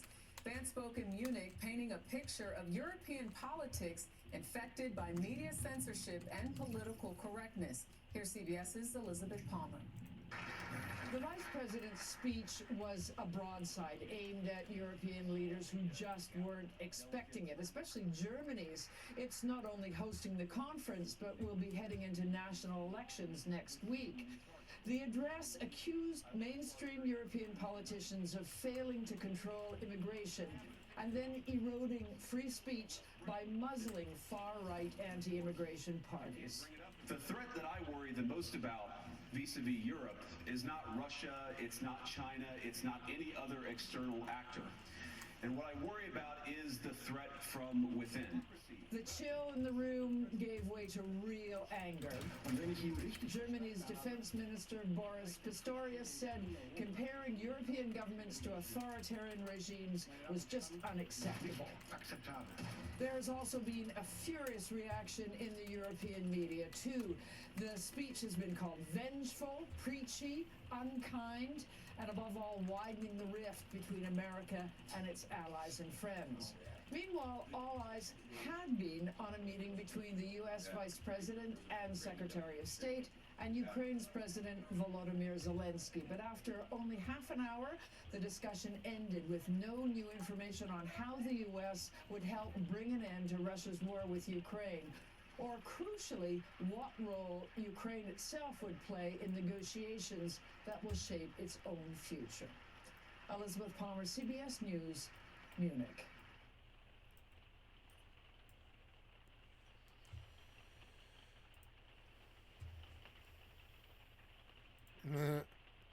A few years back, the online right became enamored. Thank of you, new Ezra Klein. I'd like to fundamentals. sub to your channel. NPC, short for Non-player character? Non-playable character. Non-player character. What, you don't know about this? Do I get to tell you the NPC meme? Yes. This is the most important meme of our lifetime. The term was lifted from video games, where an NPC refers to the computer-controlled characters that populate the game while you, the live player, make actual decisions. NPCs don't have minds of their own. They don't have agency. They're automatons. You might have seen these memes. Featureless gray faces, sometimes surrounded by liberal icons. Elon Musk loved posting them. Liberals in this story thought what they were allowed to think, said what they were allowed to say. And once you identify, it's like the Matrix. Like you see Agent Smith everywhere. Believe all women, refugees welcome. I anticipate that's going to be the new NPC download. Orange now. Universities are straight. Like any good insult, the NPC meme served a dual purpose. It contains a kernel of truth about its target. We liberals can be conformist. We can be too afraid to offend. We can be overly deferential to institutions. We can be cowed by the in-group policing that we inflict on ourselves, and a little quick to take up whatever the cause of the moment is. But the real purpose of the NPC insult was self-congratulation. The right was full of live players. You could see it in their willingness to offend. What is a woman? Can you tell me that? I'll say what I want to say, and if the consequence of that is losing money, so be it. Their mistrust of institutions. Are you a conspiracy theorist? That is a pejorative, Senator, that's applied to me, mainly to keep me from asking difficult questions of powerful interests. I'll say it again. Do your own research. Their eagerness to debate what liberals would not even say out loud. It depends on what you mean by equality. To shut up and obey. I just reject that completely. This became part of the Trumpist right's self-definition. They were the nonconformists. We're now the party of freedom and the party of speech. The coalition that wasn't made of automatons. In fact, we're just the party. And that's what America needed. Live players. And here we are in 2025. And at this point, I'm willing to concede at least half the argument. American politics does have an NPC problem. Possibly a lethal one. But it's not on the left. I can make a generous case for a lot of what the Trump administration is on some level trying to do, or at least saying they're trying to do. Government is too gummed up by process and protocol. It is too hard to hire and fire in the civil service. Even if I agree with the goals of many DEI programs, and I do, Many of them don't achieve those goals. Some of them make the problems they seek to fix worse. There hasn't been rigor at looking at which is which and getting rid of the bad ones. There is actually a good argument for auditing USAID. We probably should convert more of what that agency spends to cash grants and direct public health support. And yes, how the government manages software procurement and bills and maintains digital services is hopelessly cumbersome. I was saying all this before the election too.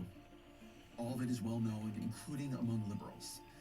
Many liberals have spent a lot of time trying to think about how to fix these problems. And so it is a genuine failure of Democrats that they did not put more energy into making the government faster and better and more responsive when they were in charge. How the hell did the Biden administration pass $42 billion for broadband in 2021? Let us agree, in the 21st century in America, high-speed internet is not a luxury, it is a necessity. And have basically nothing to show for it by November of 2024. Not connected one single household. A station back there behind me, they recently got $733,000 to build an EV charging station. Unfortunately, all you see right now are gas pumps, though. How did they get $7.5 billion for electric vehicle chargers, but only build a few hundred of them by the end of their term? It seems that everything is going a little slower. Yeah, what than happens anybody here? thought. Why is it all so slow? Democrats became champions of a government that often didn't work. And that's part of the reason Trump won. Not the only reason, not the biggest reason. It's not as important as the price of eggs. But when people feel the government isn't working, the party promising change beats a party rallying in defense. When Elon Musk says that the election gave Republicans a mandate for reform, he's not totally wrong. You couldn't ask for a stronger mandate from the public. To have a majority of the public voting for President Trump. The majority? What are you talking about? It's 49. It was. I'm sorry. It's 51. For major government reform. There should be no doubt about that. But look at how Musk justifies that mandate. The proof is that Republicans control the House and the Senate. So why not write some bills? Sure, Republican majorities are narrow, but bipartisanship here, it wasn't out of the question. Democrats were defeated and ready to deal. Their own voters wanted them to deal. A January poll by CBS and YouGov found that 54% of Democrats wanted their congressional representatives to work with the Trump administration. 1 month later, February, and now 65% want all-out opposition. That is a lot of political capital the Trump administration burnt in just 1 month. And for what? I've covered Washington for decades now. There's gray in this beard. If this was about policy, Trump and his team would have gone through Congress. They could have crafted much larger reforms using a wider set of powers, and they wouldn't be facing down the courts in the way they are now. But what they wanted wasn't policy. They didn't want to go line by line through USAID and figure out what worked and what didn't. They didn't want to think through new civil service regulations, balancing ethics and independence and responsiveness. What they wanted was power. What Donald Trump wanted was power. And so they're trying to remake our system of government, not our laws. And they've identified a weak point in the system. And now they're trying to drive a flaming Cybertruck through it. That weak point is Congress. And the reason the Trump administration might succeed in taking Congress's power is that they have turned congressional Republicans into NPCs. The vulnerability in the system here goes way back. In Federalist 51, James Madison set out the challenge he and his colleagues faced in writing the Constitution. He said, "In framing a government which is to be administered by men over men, the great difficulty lies in this. You must first enable the government to control the governed, and in the next place oblige it to control itself." So how does a government control itself? The founders' idea was that it controls itself through internal competition between independent branches, each of which wants to protect its own power. Ambition must be made to counteract ambition, Madison wrote. But one branch was unquestionably designed to be stronger than the others. Congress controls the money. Congress can overturn presidential vetoes. Congress can impeach federal judges, cabinet officers, and the president. Why was Congress made so strong? Because Congress reflects the second, and in some ways the more important and enduring form of fracture the founders imagined. Our political system was designed to fracture power by place. Senators are elected by states. The House is sliced up into geographically bound districts. That ultimately is what members of Congress are supposed to represent, the particular needs of a particular group of voters in a particular place. And so power would be fractured. It can never nationalize into just one force. The framers of the Constitution got a lot right, but they got a lot wrong, and one of the big things they got wrong was visible almost immediately. The founders imagined a political system free of political parties. But for much of American history, their second assumption held. Geography kept American politics fractured. It kept power fractured because it kept America's political parties fractured.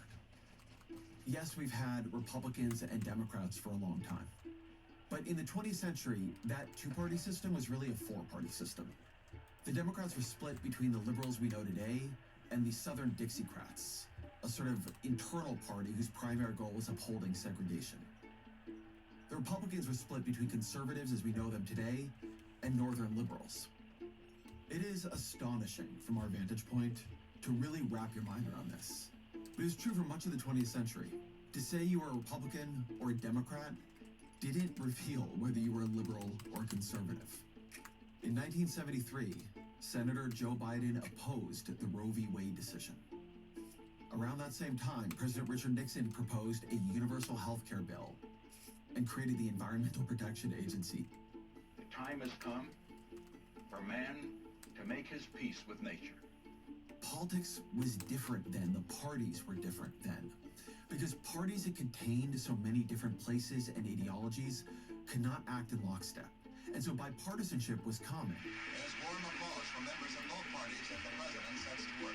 The Civil Rights Act of 1964, yes, it was pushed by a Democratic president, but congressional Republicans were crucial to its passage. Souvenirs go to Republican leader Everett Dirksen and Democratic whip Hubert Humphrey. When Nixon was refusing to spend money that Congress had appropriated, a policy known as impoundment, Congress acted to protect its power. Republicans and Democrats alike. The Congressional Budget and Impoundment Control Act of 1974 passed the House with only 6 no votes. Only 6. It passed the Senate without a single vote in opposition. When Watergate began coming to light. Good evening. I want to talk to you tonight from my heart. It was ultimately a delegation of congressional Republicans that persuaded Nixon to resign. Senator Scott and I have just concluded a visit with the president. He invited us down this afternoon to disclose to him what we feel the actual conditions in the House and the Senate are relative to his situation. But that was then. Here in 2025, President Trump is impounding money that Congress has appropriated in clear defiance of that impoundment. Oh, I'm going to bill reset the passed ring. nearly unanimously. He's trying to erase agencies that Congress created. And while the courts are standing in his way, Congress is doing nothing while Trump takes away their power. The reason USAID is going to cease to exist as it did before is because it should. At the end of the day, though, he's got to freeze everything in order to get his arms around it. Just give him a little time. We don't see this as a threat to Article 1 at all. We see this as an active, engaged, committed executive branch authority doing what the executive branch should do. It's astonishing.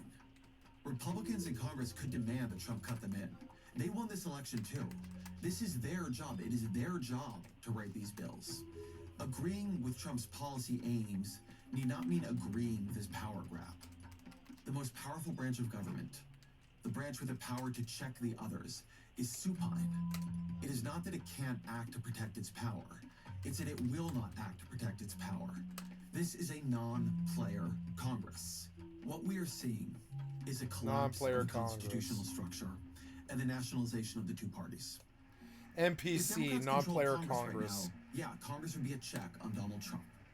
Since Republicans control it, it is not. What matters is which party controls it and how that party acts. Yeah, It that's is true. parties that now compete with each other, not branches. Parties are institutions. They can be more or less responsible. They can themselves be a check on abuses, even on their own side. I already talked about how Republicans were a check on Nixon.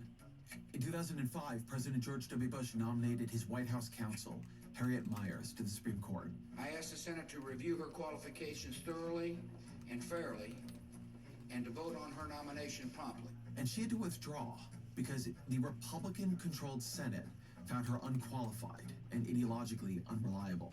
The fact that Bush wanted her on the court, that wasn't enough. Congressional Republicans had their own views. In 2009, President Barack Obama nominated Tom Daschle to lead the Department of Health and Human Services. Tom Daschle is one of America's foremost healthcare experts. Only to see Daschle withdraw. Daschle, who was a former majority leader of the U.S. Senate, was found to owe back taxes. And he thought his own nomination might fail to make it through a Senate filled with his former colleagues. But this Republican Party is no check on Trump. That's been the message of Trump's nominations. RFK Jr., Tulsi Gabbard, Kash Patel, Pete Hegseth. These were tests. Senate Republicans know these nominees are unqualified. You could see it in the hearings. Again, let's make it very clear for everyone here today. As Secretary of Defense, will you support women continuing to have the opportunity to serve in combat roles? As the leader of the intelligence community, how would you think you would be received based on some of these past actions to support or even to pardon Edward Snowden? I'm a doctor. Convince me that you will become the public health advocate, but not just churn old information so that there's never a conclusion. Senate Republicans don't want to vote for these nominees. Not one of them got into politics to confirm Robert F. Kennedy Jr., who ran for president in 2023, 2 years ago, as a pro-choice Democrat, as Secretary of Health and Human Services. But Trump knows what he's doing.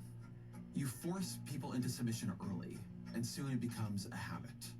Congressional Republicans have their reasons for bowing to him. Washington is aflame with talk of the primary challenges that Elon Musk will fund against any Republican who makes trouble for Trump. All of them fear that Trump will personally weigh in against them in a primary. What an unbelievably strange life. To rise as far as they have in politics, to wield as much power as they could, and to be as afraid as they are. The NBC critique got something right. There are real dangers to conformity. Political parties, even presidential administrations, are stronger when they can hear contrary voices. Musk using his billions to scare congressional Republicans into supporting everything Trump does. Yeah, it makes Trump look stronger now. It might make him and the country a whole lot weaker later if those same nominees fail and he is blamed for the disaster. Or if the Treasury payment system breaks and he is blamed for the chaos. In the short term, having unanimity makes you look strong. In the long term, success is what makes you strong. It would be good right now. Good for their party, good for the country. If Republicans displayed the values they once claimed to prize. A willingness to offend their own side, a mistrust of institutional authority, an eagerness to debate the questions that those in power do not wish to see debated. But we are seeing none of that. This is the NBC problem we actually face. A non-player Congress driven by Republicans who serve Trump's ambitions first. Congressional Republicans who have gone quiet. We are left relying on the courts, and yeah, that may work. But this is not the system working. It's a system failing.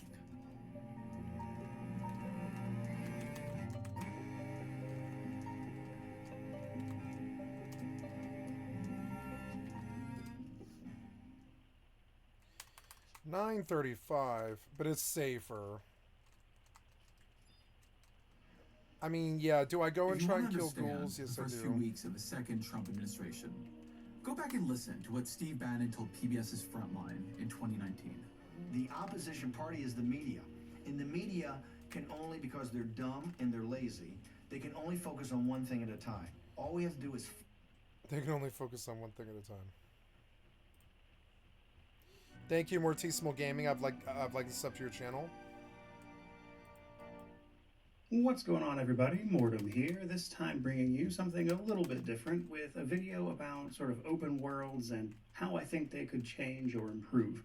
Recently, with the launch of games like Kingdom Come Deliverance 2 and even Avowed, which people were discussing the nature of its hub system versus open worlds, and even upcoming games like Assassin's Creed Shadows, which has, as a franchise, a history of being somewhat traditional and checklisty at times, are kind of all the reasons this is something that I've been kicking around in my own head because it actually, somewhat loosely, I admit, relates to something else I've said previously. So if you watch a lot of my videos, you may at one point have heard me say that as somebody who has reviewed hundreds of games, what tends to stand out to me the most are games that do something unique. If I can play a game and go, wow, I've never seen that before, that is instantly more memorable to me, even if I didn't enjoy the game that much. And to that end, I kind of first want to talk about how I see open worlds, why I think they are the way that they are, and again, what they could do to improve. So starting out at a base here, I personally tend to categorize open world games into one of two categories, believe it or not, and that would basically be simulated or checklist. So simulated open worlds to me are games that are trying to at least present the illusion of a fully functioning simulation that you can interact with. Notable games in this sort of area would be things like Oblivion, the very recent Kingdom Come Deliverance 2 as an example. These games are trying to sell you on the fact that this is like a lived-in world that you can interact with and immerse yourself in that has systems to then support that experience.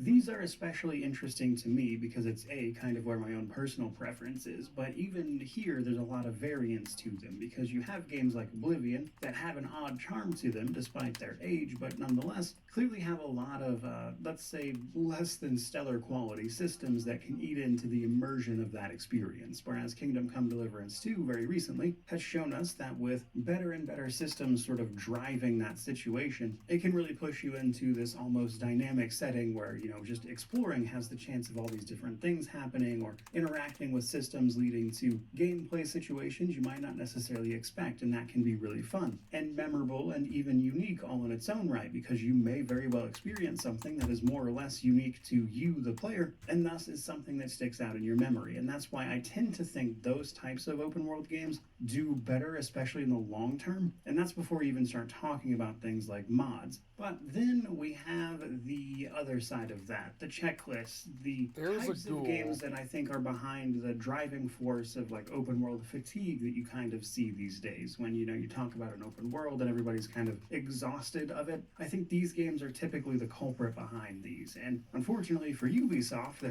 kind of the face for that kind of thing. Now in these open worlds, typically what happens is, as the name would imply, you kind of just go around, do a thing, leave, never come back, and there aren't really a lot of systems happening dynamically around that. That's not always the case. Sometimes there are things like that, but the gist of it is basically you check a thing off a list, you move on to the next slightly different area of the open world only to tick that mark off, and you keep going and going until all of that's done. Now, despite the bad rap, sometimes this can actually be pretty good if it just so happens to be in combination with things like story and quality quests and things that really flesh that world out. An example here I would give is actually Ghost of Tsushima. That is a game that, by the books, really doesn't do much differently than a lot of other checklist open worlds. But it does all of that stuff with a sort of fresh coat of paint, I believe I've described it as personally, and just little details that I think elevate that experience beyond the base level of the tools it's working with, especially when combined with its really interesting story. But unfortunately,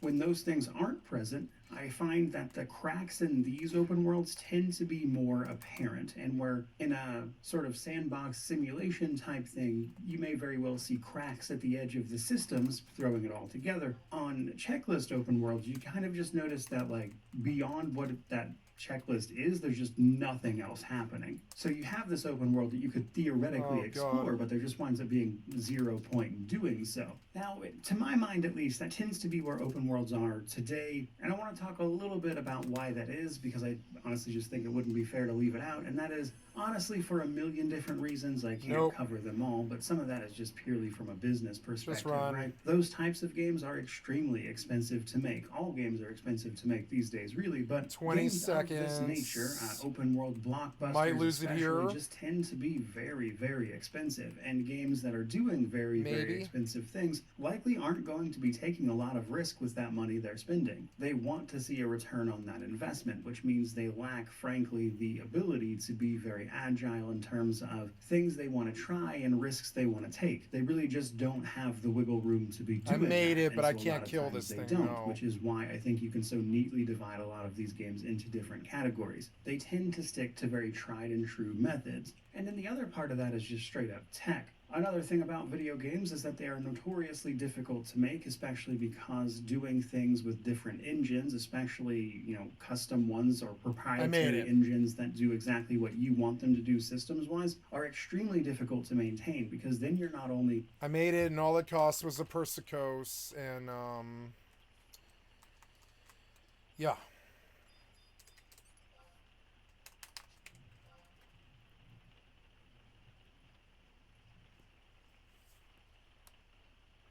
Maybe I run around here looking for something to kill. I don't know. But I lived, and that's the main thing.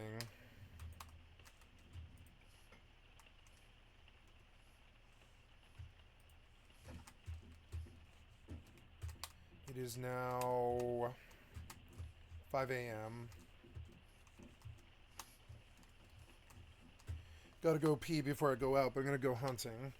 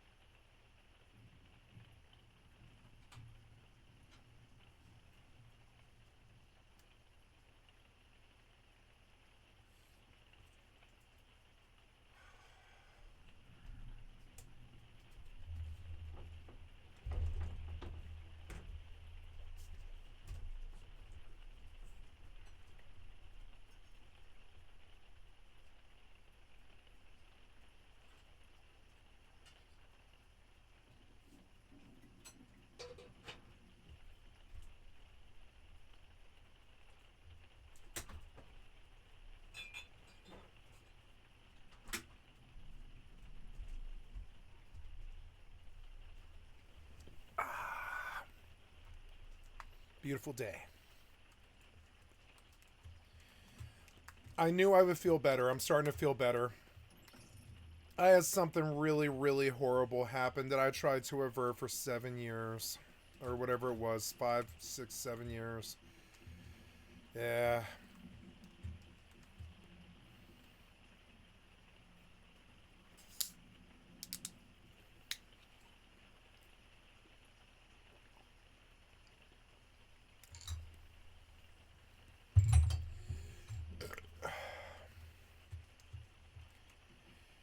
Oh, cool. There's like a train right there. Let's go look at that first.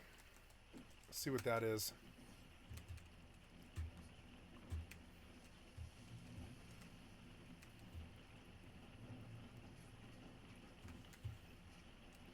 Something shooting at me? Yeah.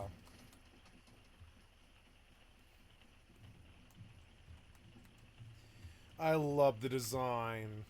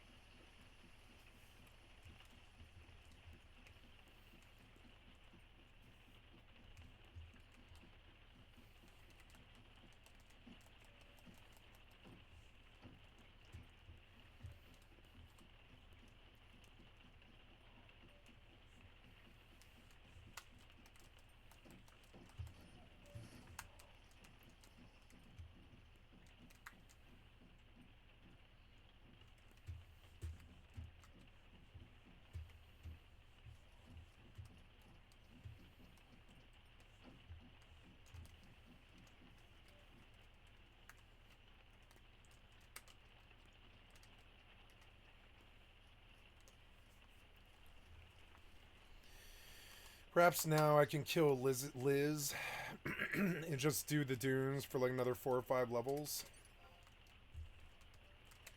I don't need to go anywhere.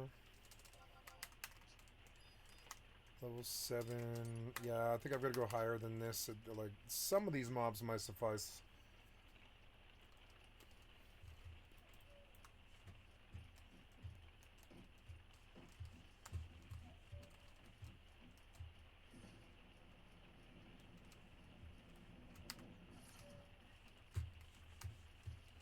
we'll do a spawn like over here. Oh, I don't have rock, huh? Okay.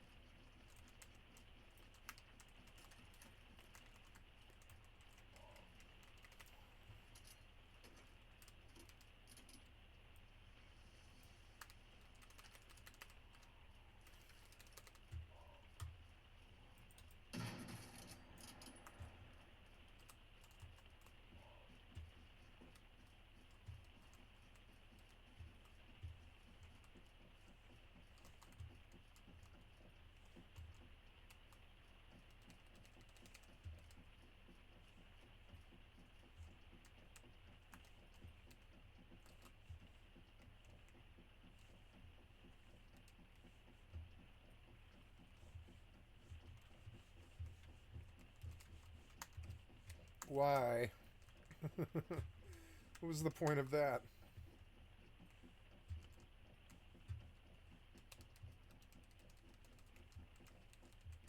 Oh, wow, I'm like on a higher tier, I guess?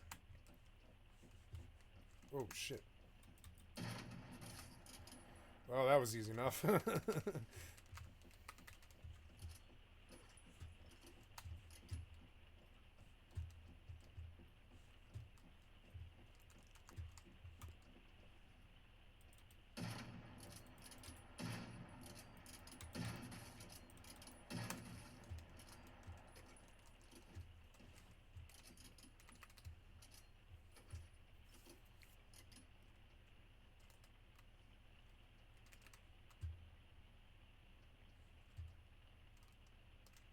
Oh yeah, did I keep running? Oh god.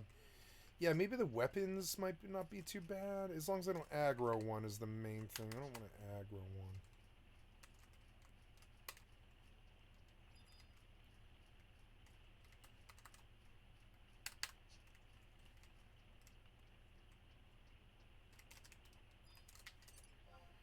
He's level 10.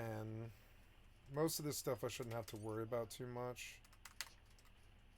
Maybe sheep? Sheep might be high enough. Maybe I should hunt sheep. Is steel wool? No, sheep are like 19. That's still... Well, I don't know. Like, maybe sheep might be good. I don't know. There's a vet. He's 12. No, I don't know. 24 is fairly high. I think I've got to actually bump zones. But that's okay. What's my XP? Let's see. Oh, I got the whole level, which sucks. But, I mean, eh.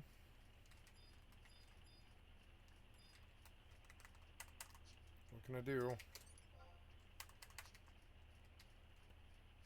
If the sheep are high enough, I'll grind them, but I don't think they are. I don't think they're, like, even remotely high enough. There's some Liz over here that are, like, level 18. They might be high enough. If not, I'll do Liz in the dunes. This Onyx is 16. He's EP. I could fight him. It's any XP at this point. Any XP at all. I didn't bring crossbow bolts, which is just goddamn dumb, to be frank. I can't believe I forgot to do that. So annoying. Oh, God. No, I want the opening. Is there anything else around? No. Oh, I didn't get the opening, you son of a bitch. You son of a bitch. No. There. Oh, whatever. You should have opened.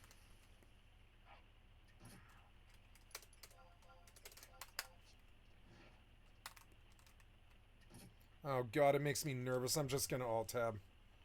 If I live, I live. Oh god, what if he kills me? I don't know. The bio is not good. I'll tell you that. Ouch. No, I'm critting him. He's out. When I weapon skill him, he'll be gone. I don't know. If this guy's that hard, maybe I can kill sheep. Maybe I'm supposed to be on sheep. What did he do? He thundered. That's good. That's better than like casting spells like poison or whatever.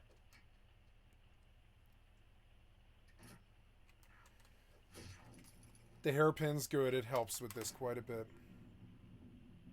Or a toss for 20. I lived. I'm going to live. We'll fast blade and sit. So technically I could grind this guy for a while. Yeah, and then just run the weapon skill, kill him. I don't want any doubt. 83 XP, so he's an option. The sheep is 11. He was 16. There's a significant difference. The sheep, I'm not going anywhere until I heal because it's, you know, it's risky. Yeah, I don't think I'm going to get anything but like I might be stuck on Liz for a little while. That's okay. Yeah, like what, Liz and Rabbit? Maybe the Liz on this side of the zone is just high enough where I can like sit on them for a while. The Horizon pop mobs that I did like the first week that Horizon came out. What else is here? I'm not seeing like any pops. It's a big fuck complex. Let's see if we see anything on the roof. That seems like something right there.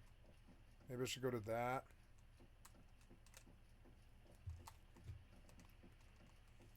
Alright, well, yeah, I was kind of reluctant on where to go. We see my bases over there, which is due north. I like my base. It looks cool. I wish I could color. Well, I want glass is what I want. I want glass. Where am I now? Yeah, we're getting on to where I thought. Now, what about him? Ah. He's a greater. He's 11. He's not high enough. I don't know. In this mode, I could zoom out just so I don't fucking get aggro, really.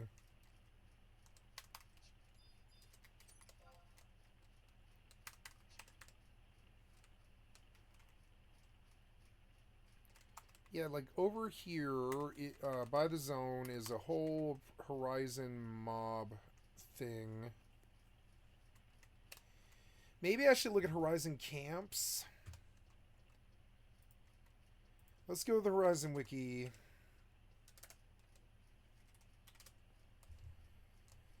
Yeah, so let's look at the level of this stuff. So the Gob is... The Digger is 13. He's EP. I can get XP off him, so I will. I've got to sit down.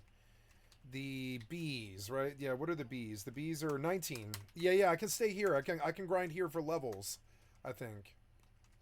If the bees and shit, as long as I don't get like aggro or whatever, and it doesn't matter, there's a zone right there. I just run north. Gotta remember to run north, but yeah, it looks fine to me. We'll do that. What's the worm? The worm, the mineral eater. Yeah, I am in the right place. This is the right place. Then I do Liz.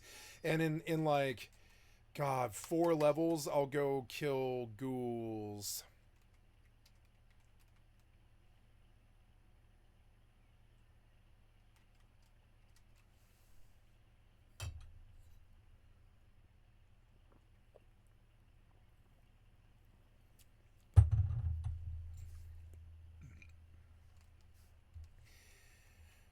Maybe FFXI hardcore is what I want in the background. So I saw something purple. Where was it? It was over in there. Yes. So let's go to the purple. I don't really want to drop down. So let's see if we can do this. You know, I want drone here for this.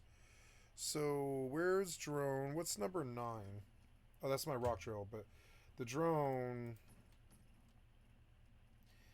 Now that we're down in here, we'll use the drone. Yeah, there we go. House food and water, it's good. We'll use the drone. I love the drone, actually, I do. It's annoying and it's loud, but it's fuck useful, though, for, like, rooftop surfing. Yeah, like this. I'm going to be able to get this thing, whatever this is. I think. Yeah, I should be able to. Don't drop me! No! Alright, whatever.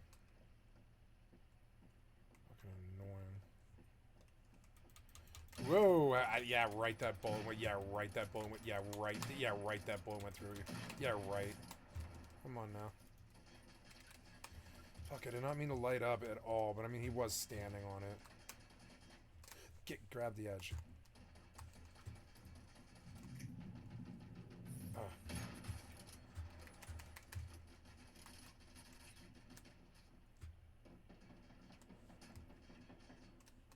No.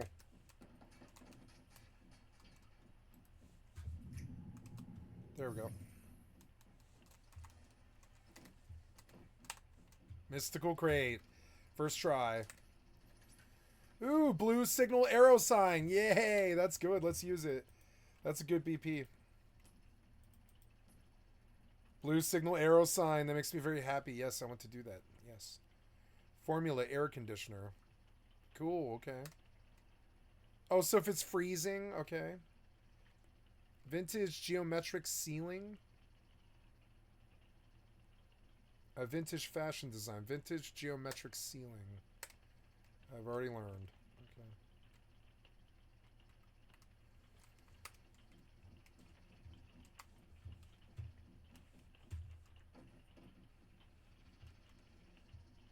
Oh, shit.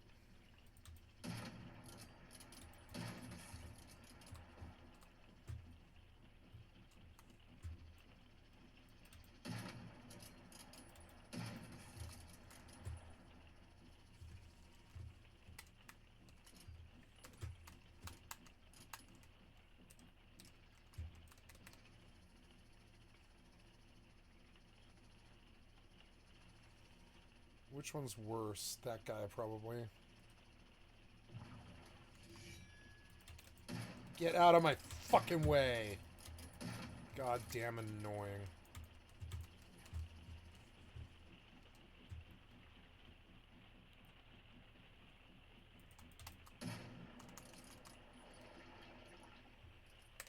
Ooh, nice Black Panther sniper rifle. Let's see what the gear level score is. 745 as opposed to what? Oh, it's, I guess, some kind of blueprint, is it? Oh. Is it a blueprint?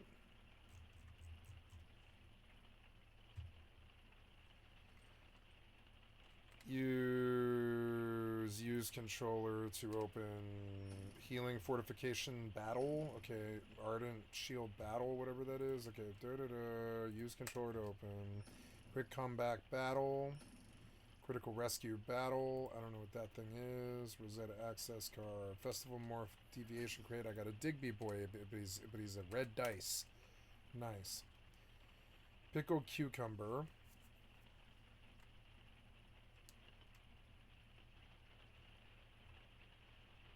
Check out the new mods of the Lunar Vertical. Oh, check out the new mods of the Lunar Oracle version. View. Yes, go. The new mods.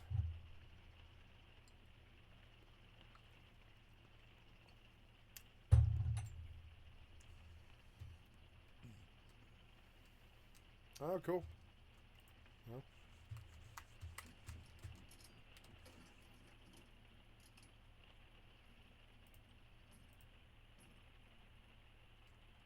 Document cart. Oh no, oops.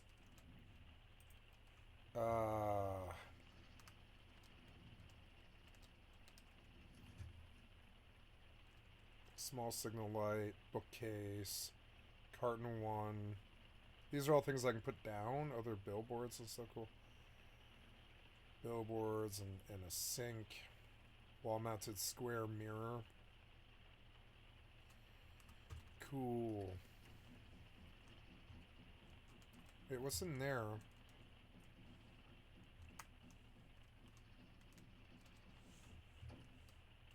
Scrap fine barrel.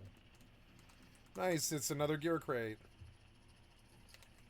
Nice, that was easy enough. I don't know if I would have ever found that. I fucking doubt it. Unless I did it exactly how I did it. I like this so much more than Stalker 2.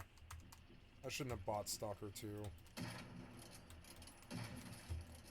Learning not to buy these games and just torrent them because I can't play them over these games anyways.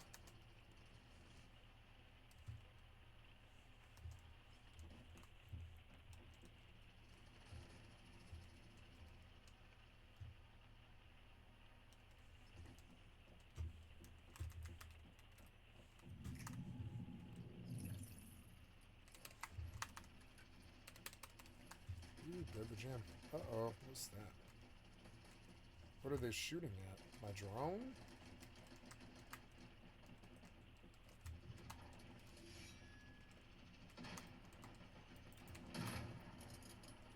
Fuck are they shooting at?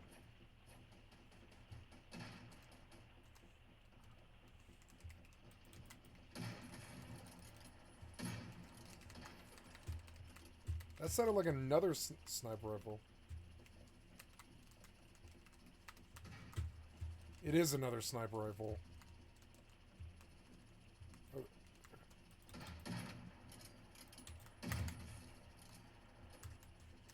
Fuck is he shooting at?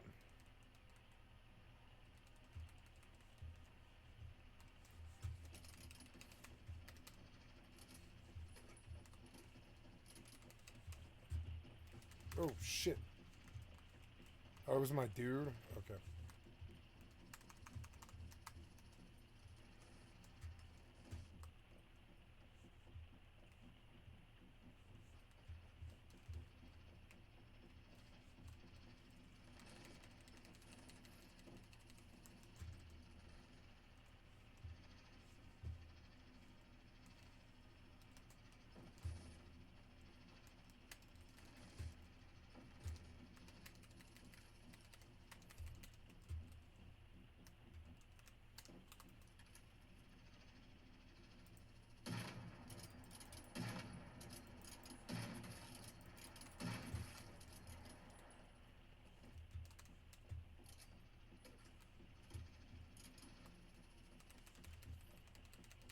What are the rubies for?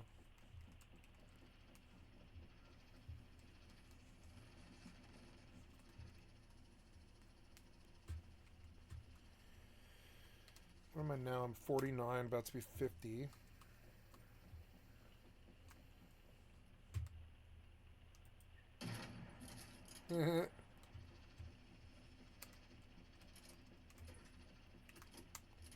The game is good for my sniper rifle practice. You know what else I need practice out of all these? I've been thinking about like how I really don't need practice with the shotgun. I'm pretty good with shotguns and stuff. It's, although I don't mind practice with it, but maybe I should run the Deagle just because like being good with Deagle is actually really good.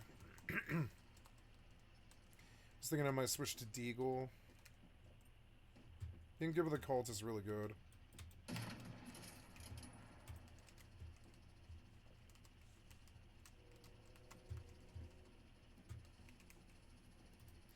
Graphically, the game is just great.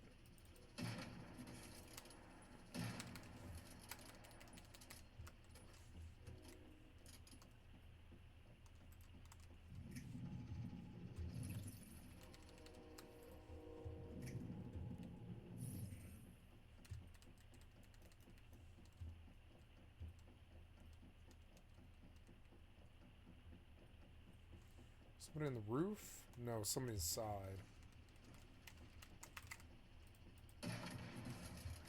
Oh, that sucked for him.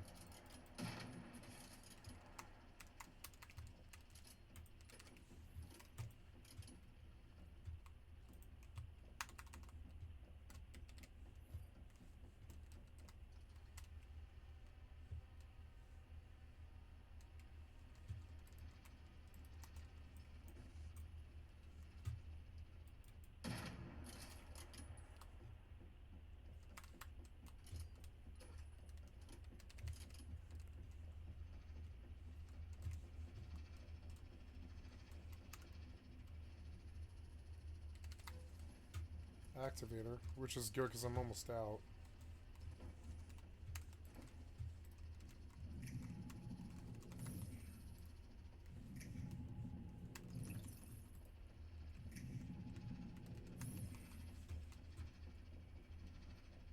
Got most of the fucking monument now. Or, well, I don't know about most of it. Yeah, no, I did. I get most of it. Now all I need is a rift anchor and another crate. I don't see the rift anchor. Oh.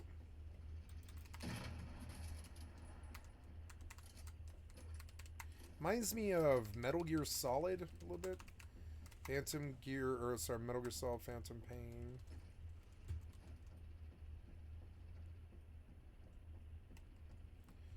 Yeah, we're clear of this place except for maybe the roof.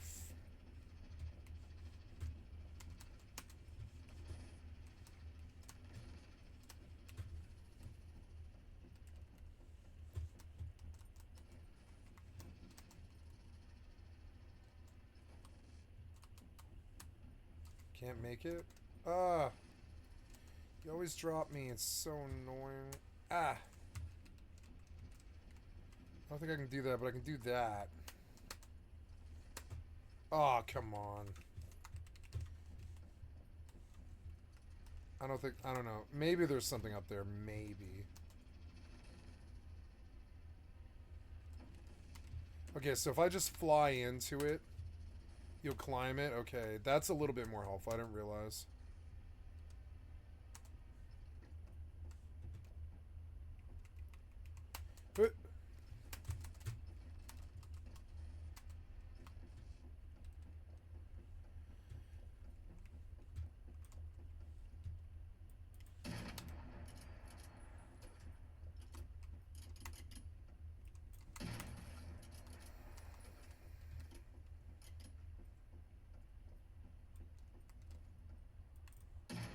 Whatever that was.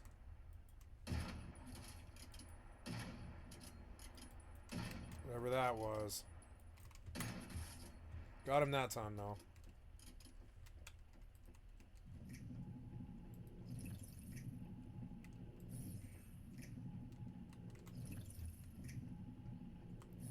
Probably in there? Oh, I don't know. There's the... Okay, so we see that on the southern end is one of the two things that I need. And if there's another crate here, I don't believe I've checked that building right there, that door. I don't think I've done that. Maybe... Oh, no. Probably a 7-Eleven. Probably a 7-Eleven.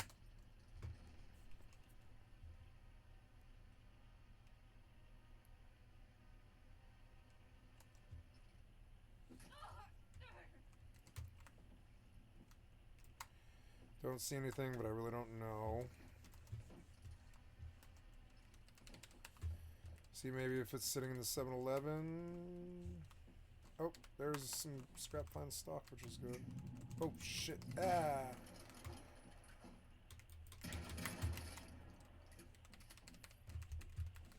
Yeah, I think Deagle might polish my skills more than the shotgun, because I'm good with shotgun. I don't prefer it. Oh, shit. Where the fuck did you come from? Whoa, whoa. I pegged you a little bit.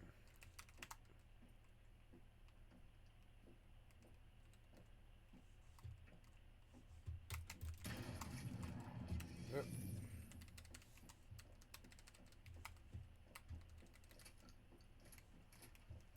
I do like the game. I see a lot of promise in it.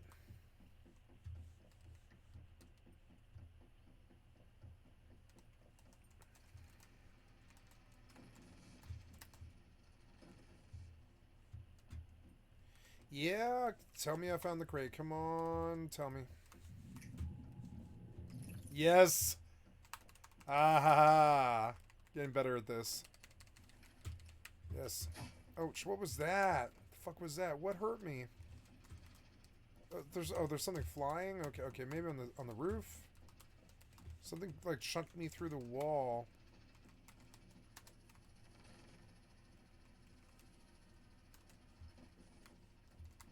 I don't know.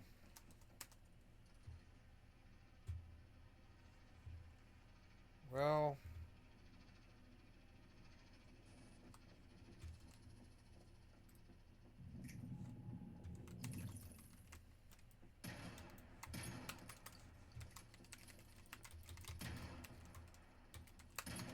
Damn it.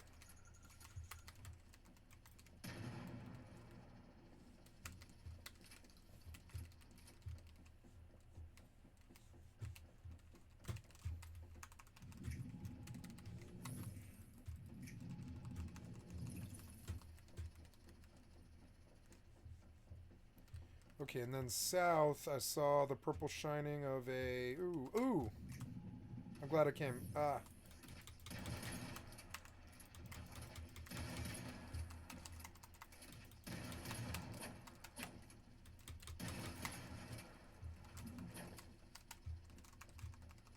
Orphic crate. Not bad, not bad. Ooh, wish box, nice.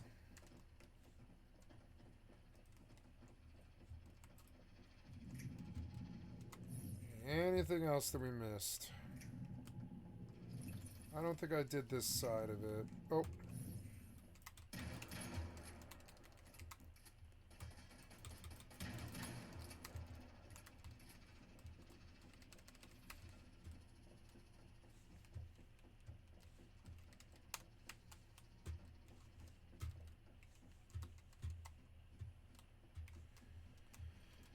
Okay, sun setting, 6 p.m. Ooh, what's this? This is silver. Any more? No, but it was nice that it was there.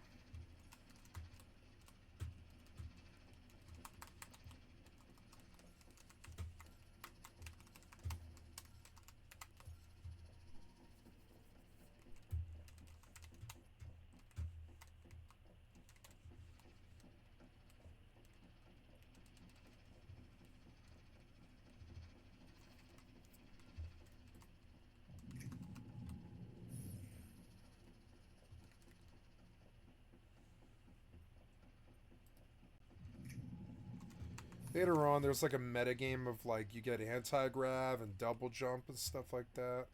There it is. I think we've done everything except for that, which is good. I completed this monument. It was pretty straightforward and easy to find what I was looking for.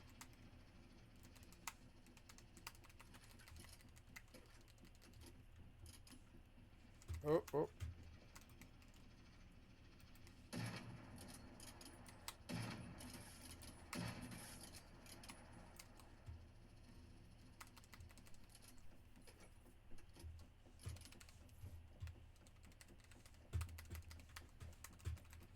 Nice, ceiling fan.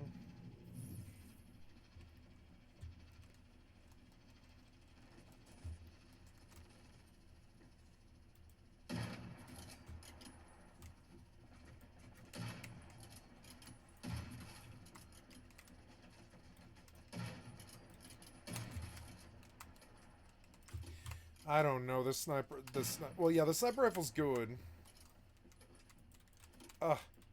Please. That reload.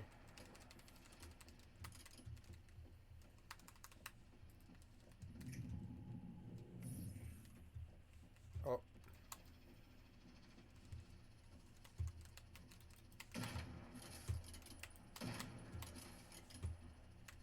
Got them both.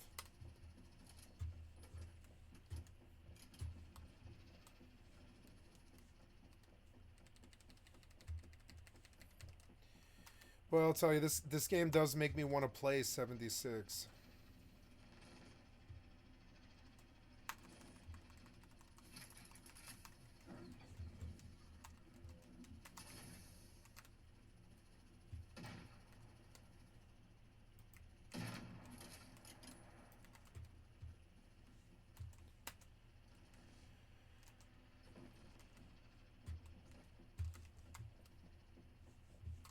Okay, are we done with this place?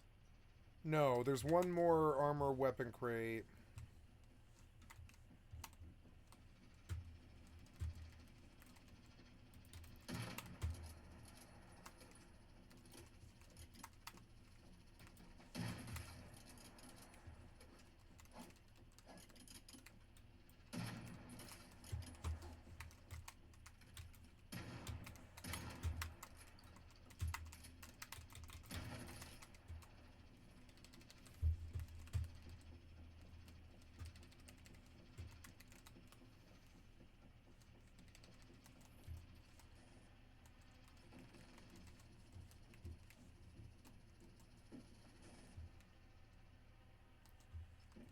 And all through here, I think. I really don't know.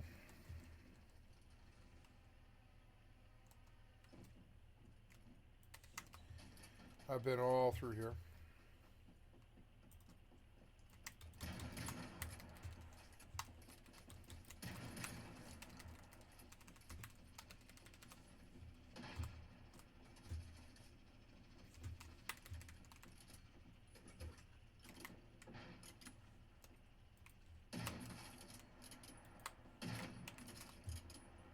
The snipes are satisfying.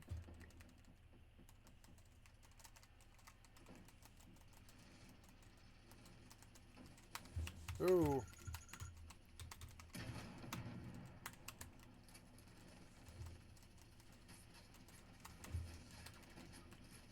That's a lot of dudes. Night falls, 8 p.m. No lunacy.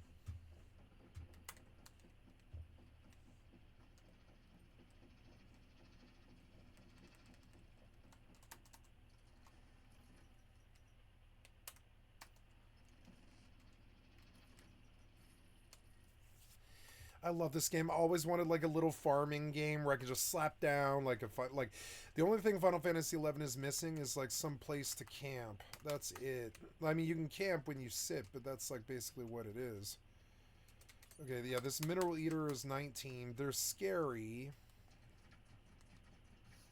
What's that sound? The hell?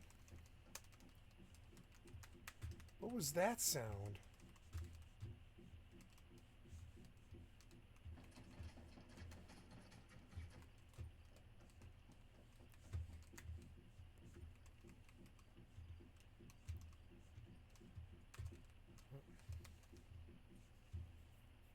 Oh, I have Vulture Minion aggro, I guess.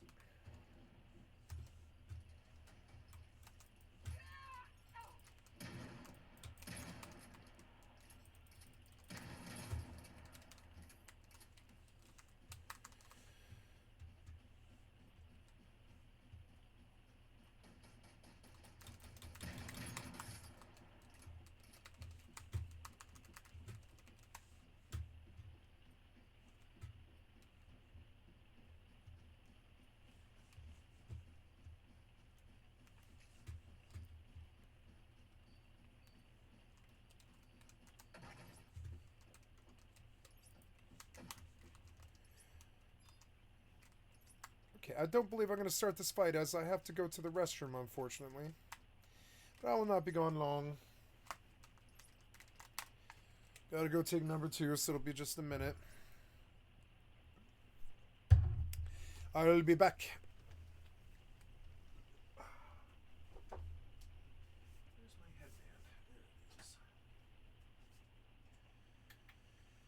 There it is. Get some shoes on here.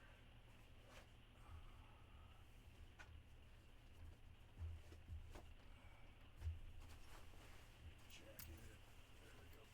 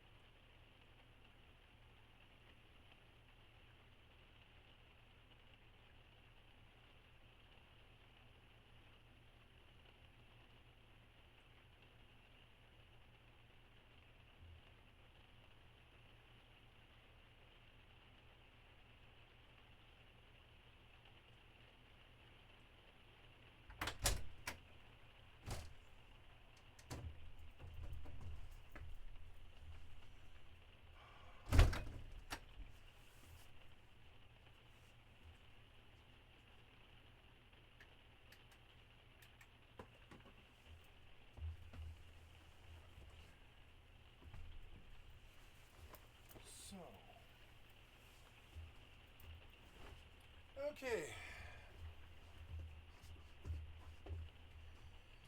Back to work. Oh yeah. Gonna go till I'm tired. My tablet is off for some reason. There we go.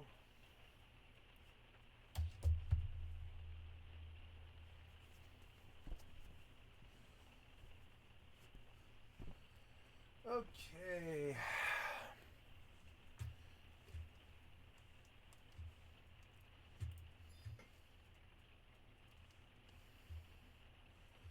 What was that sound?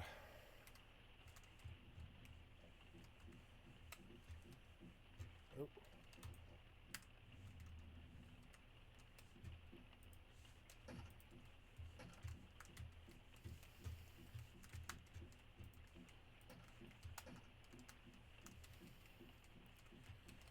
What the hell? What the hell happened here? What?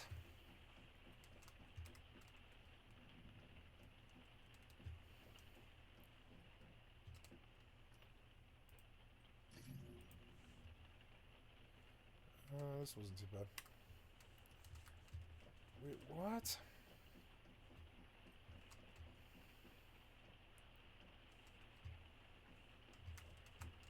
Some kind of glitch or something?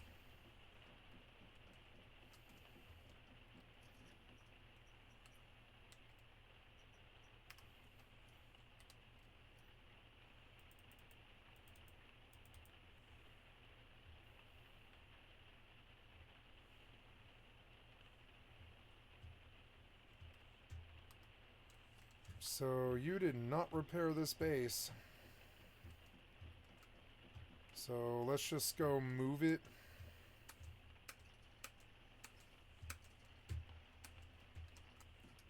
Kinda dumb.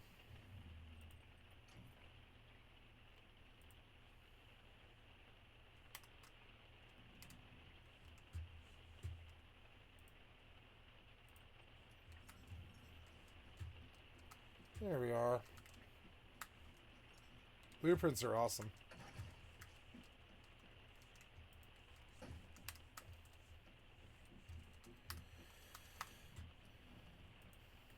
Ooh, look at all that. Nice. Good progress. Refined parts, rubber, adhesive, fireproof, cotton, carbon, electronics, and standard parts. What the hell? What the hell happened?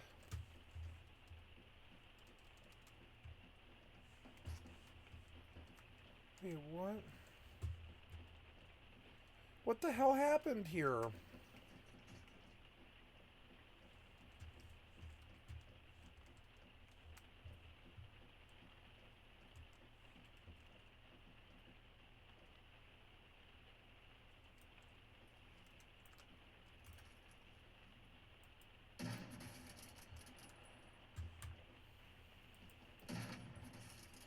While I was in the bathroom, they screwed up. I'm going to relog, I think, actually. I don't know what this is. Exit game completely, and I'm going to come back.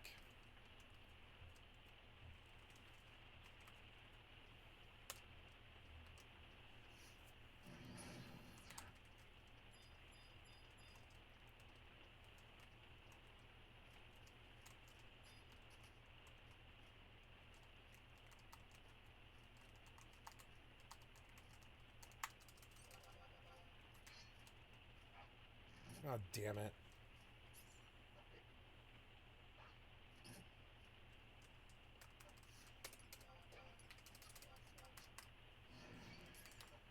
Pebble.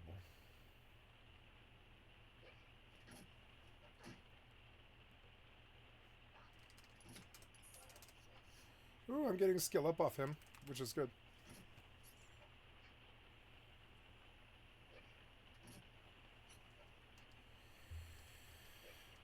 Okay, how are we doing here? We're at 1.29 mil. We're going to make sure there's nothing sitting there at all. Nope, nothing's sitting there at all. Everything's where it should be. Very good.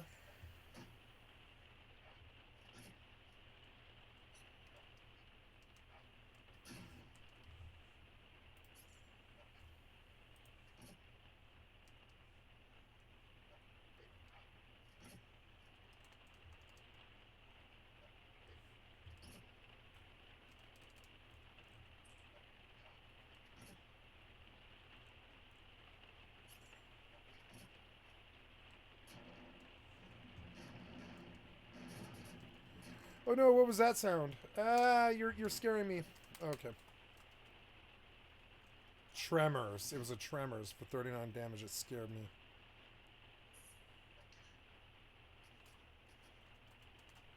Ah, just kill him. I don't want to die. Just go, just go. Oh, look, it's honest XP on a hardcore character. Yay, I'm actually having fun. Yay, okay, okay. Well then, like, I didn't know where to camp, but I do now.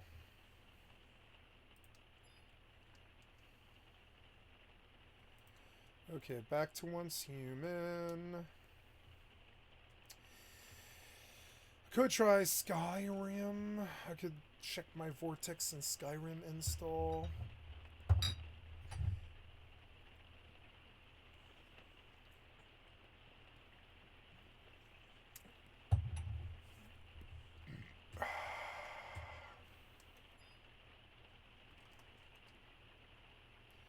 And every 3 hours, I'll just take the trick staff home.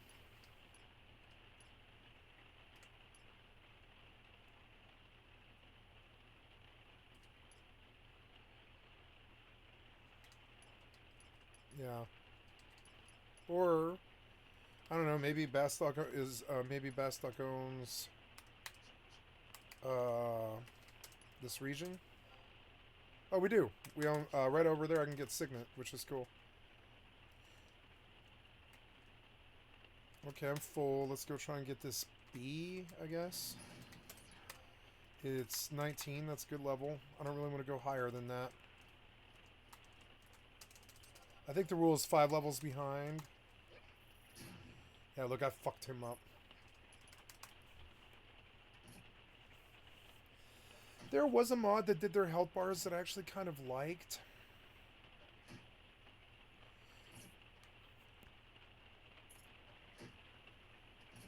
The game really was meant for 120 frames. It would have done better than old school RuneScape if it had been done on the right engine back then. But the tech just wasn't right. Tech wasn't right for that kind of thing. Final Sting could be scary. I should have saved the web skill for him.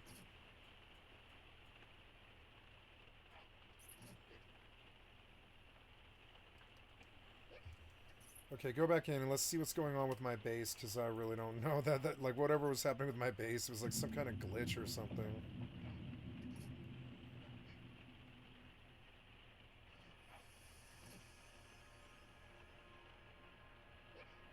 Fuck, he pollened.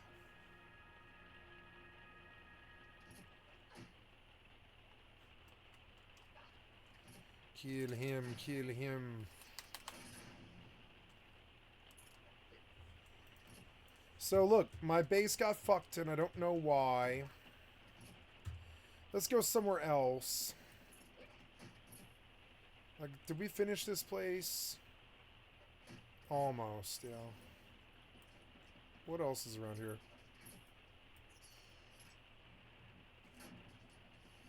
Oh, Final Sting. 7 points. Okay. Let's go do... Oh, no, we already did that one. But I never did get the Rift Anchor either, so I suppose I can just go teleport to that one. We'll go back and we'll finish that one.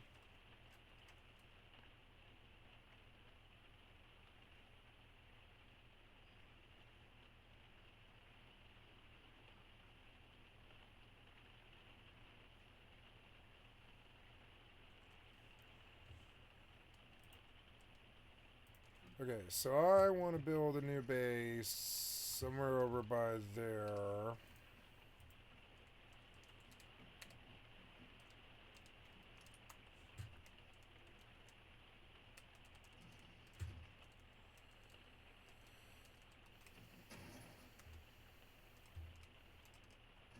Oh, shit.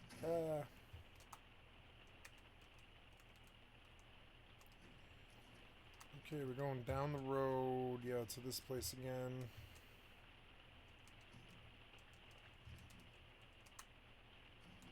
There's my goal. I'm just going to drop the base here.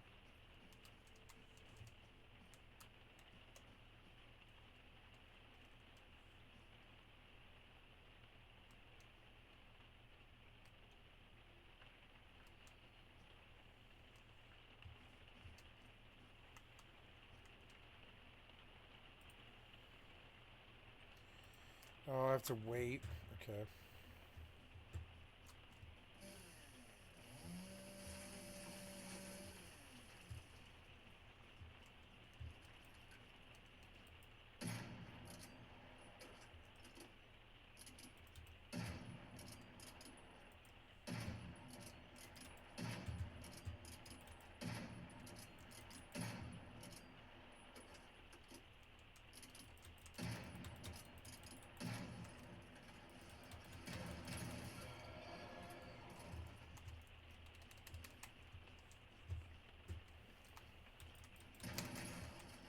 I think my base got all fucked up for some reason.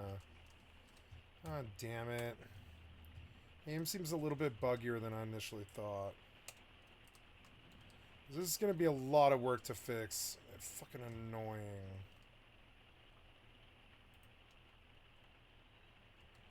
50 seconds.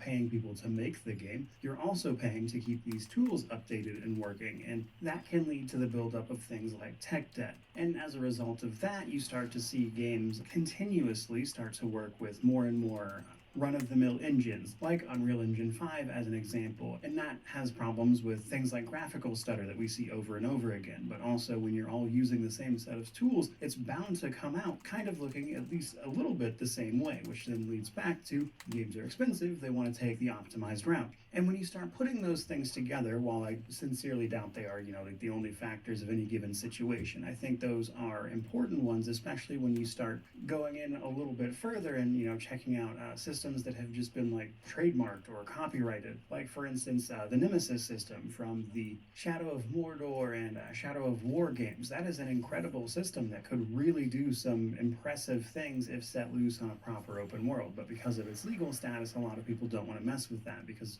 on top of the already enormous expenses, you don't really want to be paying legal bills at the same time. And all of that to say, things aren't hopeless, In fact, I do think there are some recent examples of games, not even necessarily fully open world, doing some interesting things that I think, if applied in interesting ways to open worlds, could make them fresher experiences. Because even now, a well-done game in the sort of styles in which I've already described still lands. I mean, just look at KCD2. I myself described it as kind of what I wanted to see Oblivion doing and going forward and iterating upon. Because games like that just have a way of pulling you in and getting you really invested. But there are other options, or at least other things that you could potentially play around with to make these games more interesting. And to use probably the easiest example possible, we have something like Elden Ring. Elden Ring, I think, is a great example of an open world doing something not necessarily brand new, but different enough to make it stand out. And while Elden Ring has its problems, I think largely because it was the first game trying to do what it did, which is take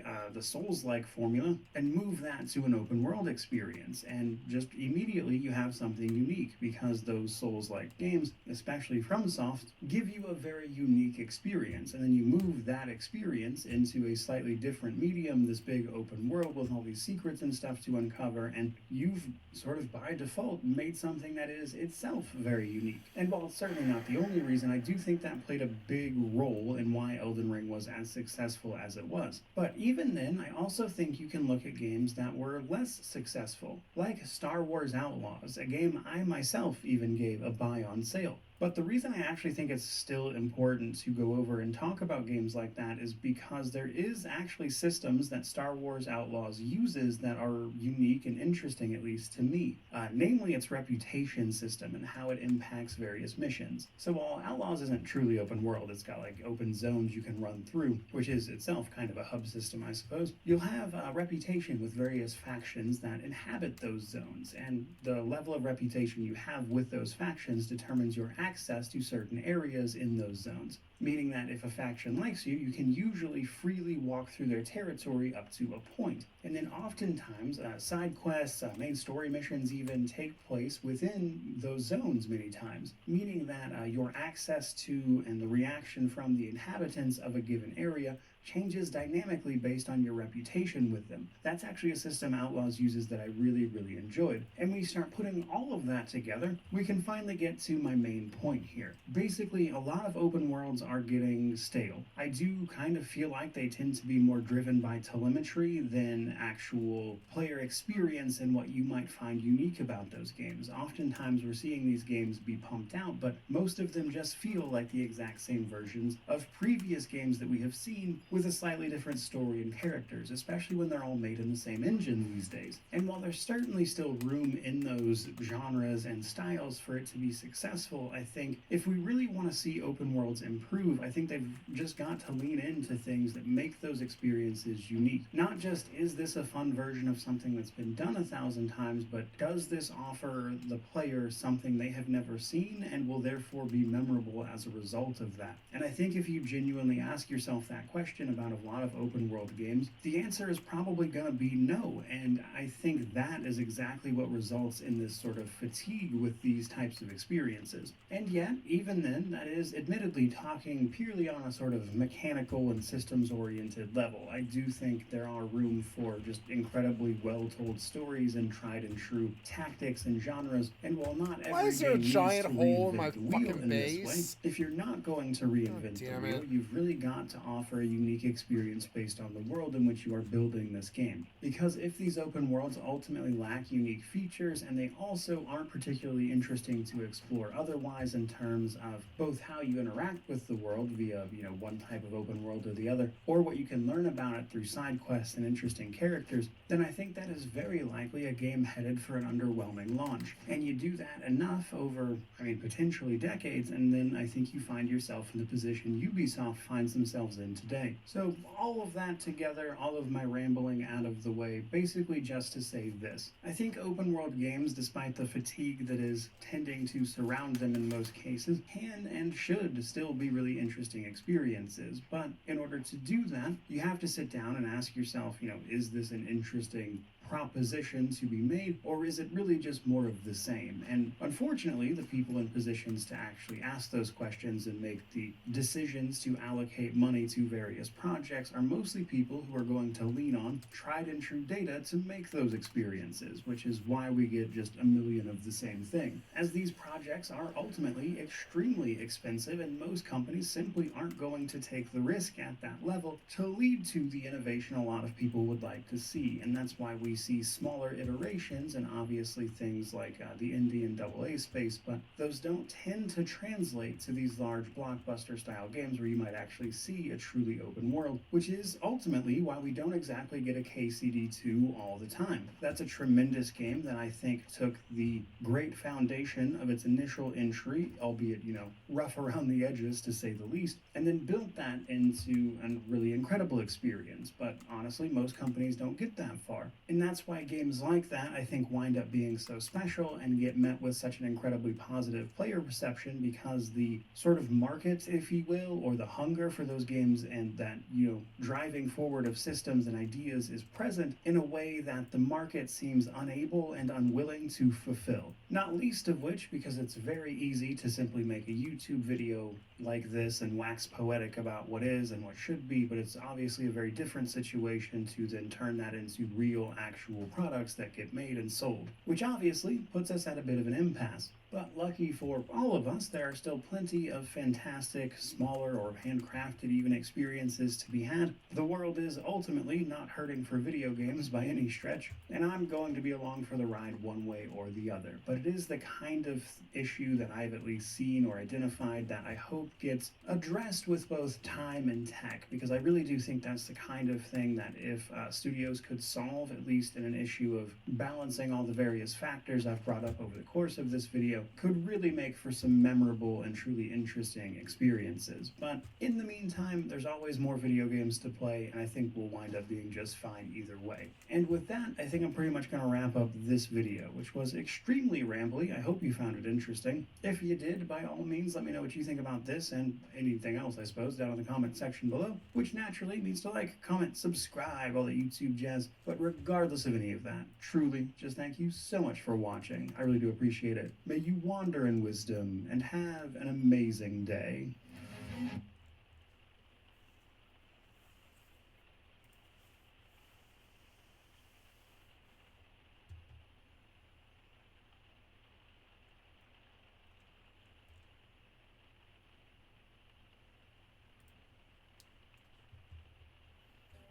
I've now played Kingdom Come Deliverance 2 Thank for you, over 100 AVV hours. Gaming. I've liked I got this it up to your 3 channel. days before it even released, and I have played no other game since I got it. So I've committed 100%. And you know what I think of it? I think it's a big game. I swear I have so much left to do. I haven't even got near the end of the story. There are side quest markers still all over the place. I got clouds covering half the map. It's colossal. It took me 50 hours to get to the dang wedding, but all jests aside, the game is incredible. The game sold 1 million copies on its release day and has gone from strength to strength. The first game wasn't polished, it was a little rough around the edges, but it was still a great experience. It was made in a short time with a limited budget, and as a result, a lot of gamers couldn't see past its shortcomings, and they put it down. Fans saw the magic, but it was a niche crowd. It still sold 8 million copies though. However, Kingdom Come Deliverance 2 will be totally different. So many people are finding so much joy with this game, and many now proclaim it as the game of the year or even the greatest RPG of all time. Some love the first game. Almost everybody loves the second. But you know who must hate the game and its studio? Bethesda. Whenever a player like myself experiences a true RPG like this, we sort of create a chart in our heads on where to place it among the greatest RPGs ever. Think of your Witcher 3s or your Baldur's Gate 3s, for example. But you know which game came to my memory? Skyrim. I've put 100 hours into Kingdom Come Deliverance 2, and I've lived within that world. It is my home. I am so immersed in its world, its lore, and I generally feel like a kid again, hooked into a game that I can't put down. I remember that Skyrim made me feel like that in 2011. Starfield did not. Now what Warhorse have done here is what Larian Studios did before them and what CD Projekt Red did before them. They have raised the bar. They have changed what is to be expected or what is possible from a giant open world RPG game. And nobody will be looking at that more worried than Bethesda Game Studios. In this video, I will tell the story of how a giant in the gaming industry came in and dominated the RPG open world genre, how they became complacent, how they fell, and where they are today compared to games like Kingdom Come Deliverance 2. So without further ado, let's get into it. Quick side note, if you love videos on most things gaming, particularly games like the ones that I've just referenced, please consider subscribing. Okay, let's jump into it. So today, Kingdom Come Deliverance 2 holds all the accolades and admiration in the gaming industry. But at one point, Skyrim was that game, the one game that every studio aspired to match. How did Bethesda manage to make such a great game back then? Well, to understand that, we got to go back in time. So let's go back in time and cover Bethesda's track record, starting with their first game, The Elder Scrolls Arena. This game released in '94, and it sold 3,000 copies, so it wasn't exactly the game that made them. Daggerfall then released in '96, and it sold 120,000 copies. The game reviewed well and indicated that they were on the upward trajectory. Then, in 2002, Morrowind arrived. It sold 4 million copies and received stellar reviews. It captured the true open world of an RPG. Morrowind still has a strong fan base even today, and it is beloved for its deep lore, its unique world, and unparalleled player freedom. It didn't hold your hand, there are no quest markers, and exploration feels organic. It looks dated today, but best believe, this game was way ahead of its time. This game had such an emphasis on player freedom, and you could alter the game's world however you wanted. You could literally break the main quest. This game catapulted Bethesda up to another level. Oblivion would then release in 2006 and sell 9.5 million copies. Now, some would argue that it stripped away some of the things from the previous game, particularly in regards to player freedom and role-playing, but you cannot deny it was a more polished game. It looked better, it sounded better, and its user interface was more understandable. It was designed for a more casual player, whereas Morrowind required dedication. Either way, it scored well and sold better. Bethesda at this point were a well-known brand. After acquiring the Fallout franchise, Bethesda released Fallout 3 in 2008, and that one sold 12.4 million copies. It scored very well. Bethesda had shown that they could make great RPGs not just in the Elder Scrolls universe, but also in other worlds like Fallout, which used guns. Again, reviews are high and the sales are even higher than the last game. And of course, in 2011, we got Skyrim. This game sold 60 million copies and is considered as one of the greatest video games of all time. It was even more user-friendly than Fallout 3 and Oblivion. Graphics had improved, the game was of a grander scale, and this is when Bethesda reached their peak. Now, we all love Skyrim, but it's very important that I explain something here. The game's beautiful, the world's amazing, there's so much to do, and it's a masterpiece all around. However, remember these player freedom aspects that I mentioned in Morrowind? Well, at this point, they'd almost been stripped away completely. Each game up until this point had lost a little bit of that Morrowind RPG aspect, and it was replaced with more basic components to satisfy more types of gamers. Which is fine, by the way. I mean, Skyrim sold more than Morrowind, so I'm not arguing that it's the wrong approach, but keep an eye on this. And then, in 2015, they released Fallout 4, which sold 25 million copies, and it scored well again. Now, this game felt different. If you go to Metacritic, user reviews are around 70 out of 100, whereas critics give it around 90. The reason why the user scores are so different is because the game felt different. It was still a great game, but a lot of the RPG was missing in this RPG. The dialogue wheel was worse than the previous entries. Essential NPCs could not be harmed. We got Radiant quests, which are quests that are repeated and they never end. They're randomly generated by the computer. And we got them from people, including the infamous... Another settlement has sent word that they need our help. It felt less like an RPG and more like a looter shooter. Less about stats, more about having a quick trigger finger. Now, Call of Duty at this time was the #1 selling game in the world, so I get why they went this direction. Also, they added settlement building everywhere. So settlement building meant that you could build on top of land and across the map. And this wasn't just a side feature, it was a bulk of the game. Now, Minecraft at this time was hugely successful also, so again, I get why they did it. Now, I still love Fallout 4, okay? I'm not trying to rain on anyone's parade. I still play it even today, and obviously it sold very well. But you can start to see a pattern where Bethesda are changing their identity from what they were good at and slowly shifting from niche RPGs to mass appeal type of games. Now, the 2015 Game of the Year awards come around, and Todd & Co were so sure that they would win Game of the Year with Fallout 4 that they actually released a Game of the Year edition of Fallout 4. But they didn't win. This went to a little unknown game called Witcher 3. CD Projekt Red, to this point, had released 2 Witcher games that performed okay, but never blew the industry away. Witcher 3 had shocked the entire gaming world.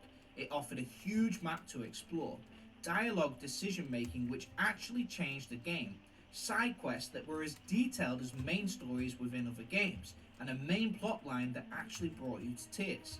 It was epic. I'm not going to wax lyrical about it here, I've done a video on it here in case you're interested, but let's just say Witcher 3 changed gaming forever. They had taken Bethesda's model but stepped it up a notch. Better writing, better side quests, better map, better story, and better role-playing. CDPR grabbed their prize, and The Witcher 3 is considered one of gaming's greats. So, at this point, Bethesda have come up short, but they're still up there in terms of reputation. And then Bethesda went quiet.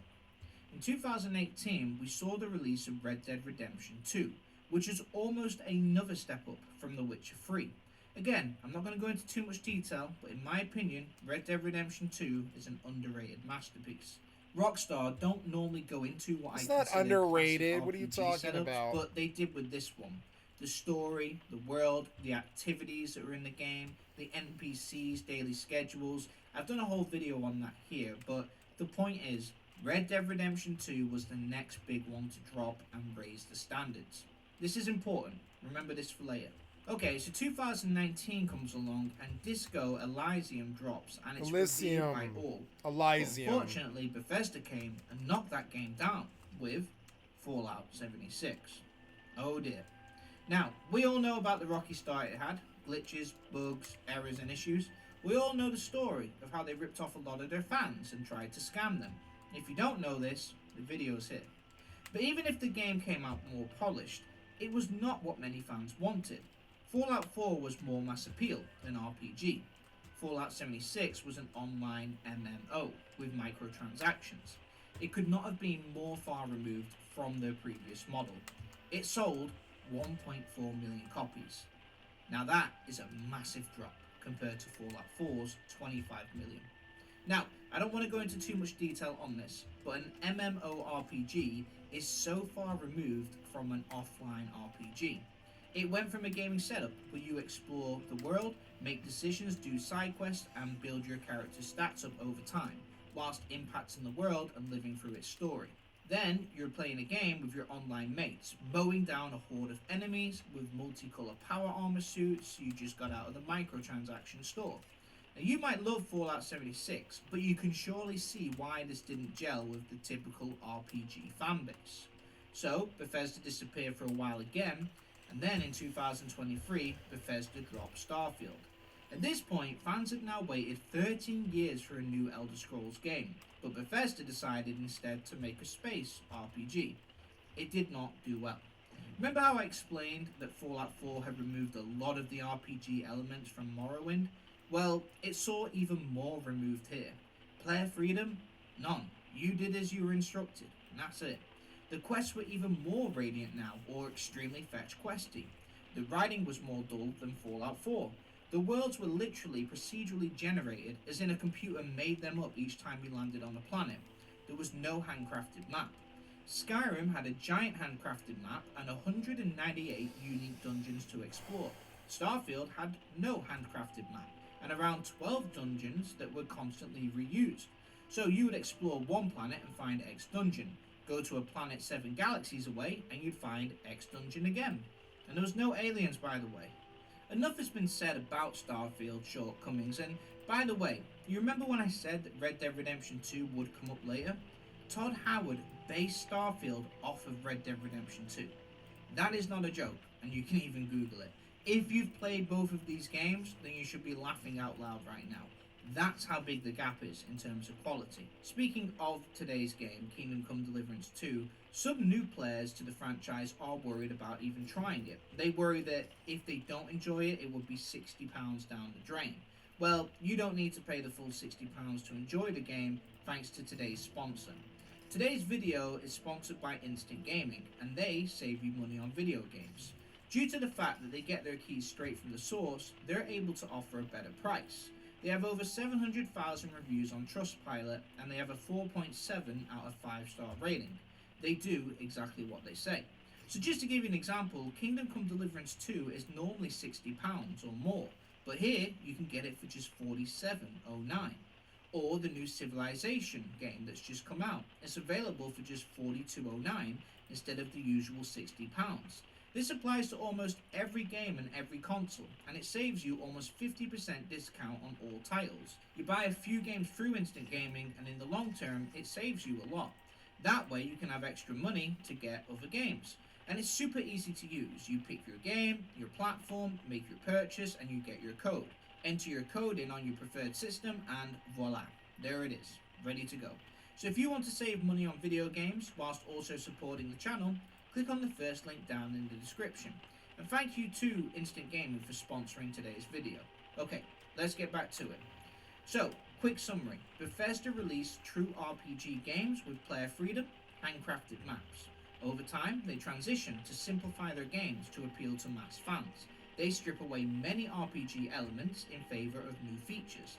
After Fallout 4, they go away for 8 years and come back with an MMO, and a space game that their fanbase didn't really want. 8 years isn't a huge amount of time, but in video gaming, it's a lifetime. This industry moves at a pace like no other industry. I have seen thousands of videos about how gaming sucks nowadays, and spoiler alert, it doesn't, at least not technically.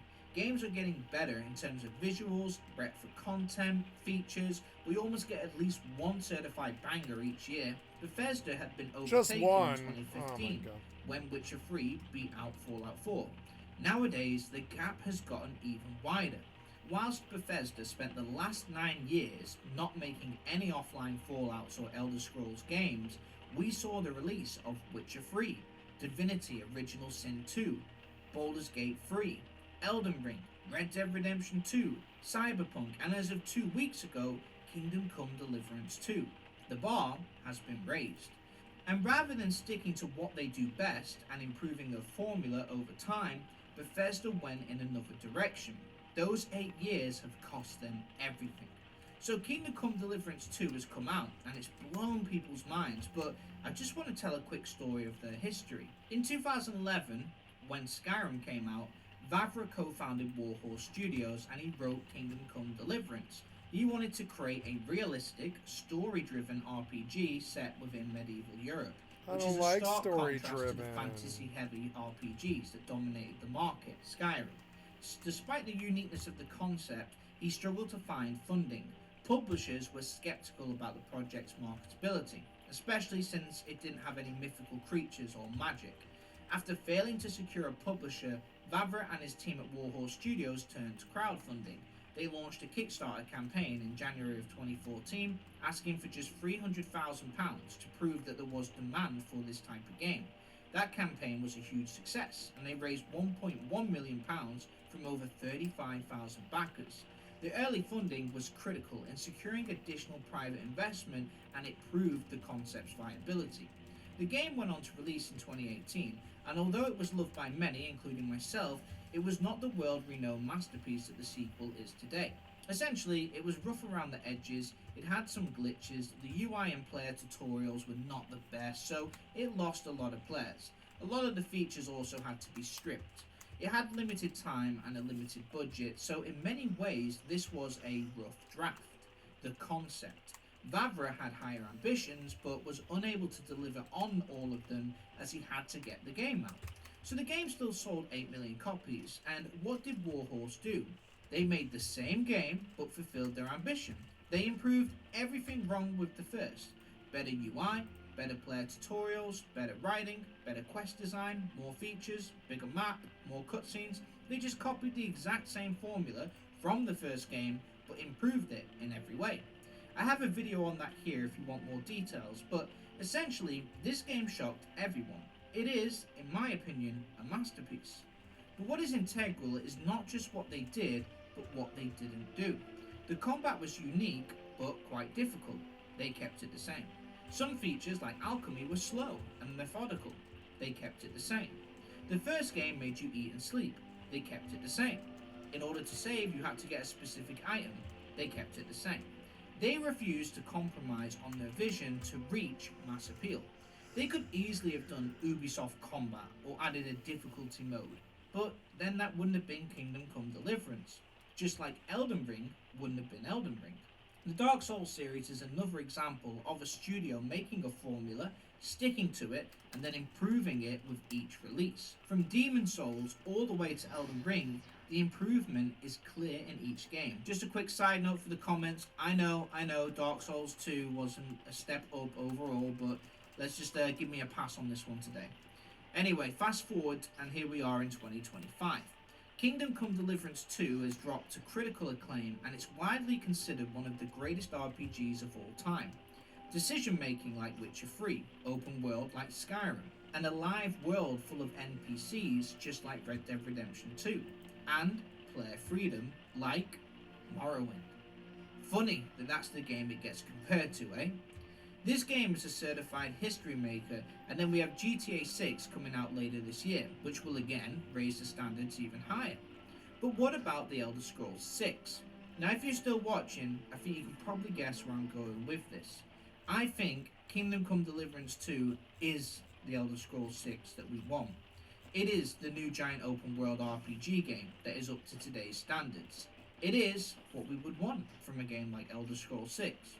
If you prefer an open world with dungeons, then Elden Ring takes that spot. If you prefer role-playing as a custom-made character, then Dragon Age Veilguard, no I'm joking, then Baldur's Gate 3 takes that spot. I'm afraid to say that since Bethesda decided to move away from the RPG genre, I think they've forgotten how to make them. And even if they gave it in an attempt, they're miles behind. If you played Starfield today and then compared it to these games that I've mentioned and you rank them, where does Starfield come? Last place. By the time The Elder Scrolls 6 drops, if it ever does, it will immediately be compared to games like Kingdom Come Deliverance 2, Baldur's Gate 3 and Elden Ring.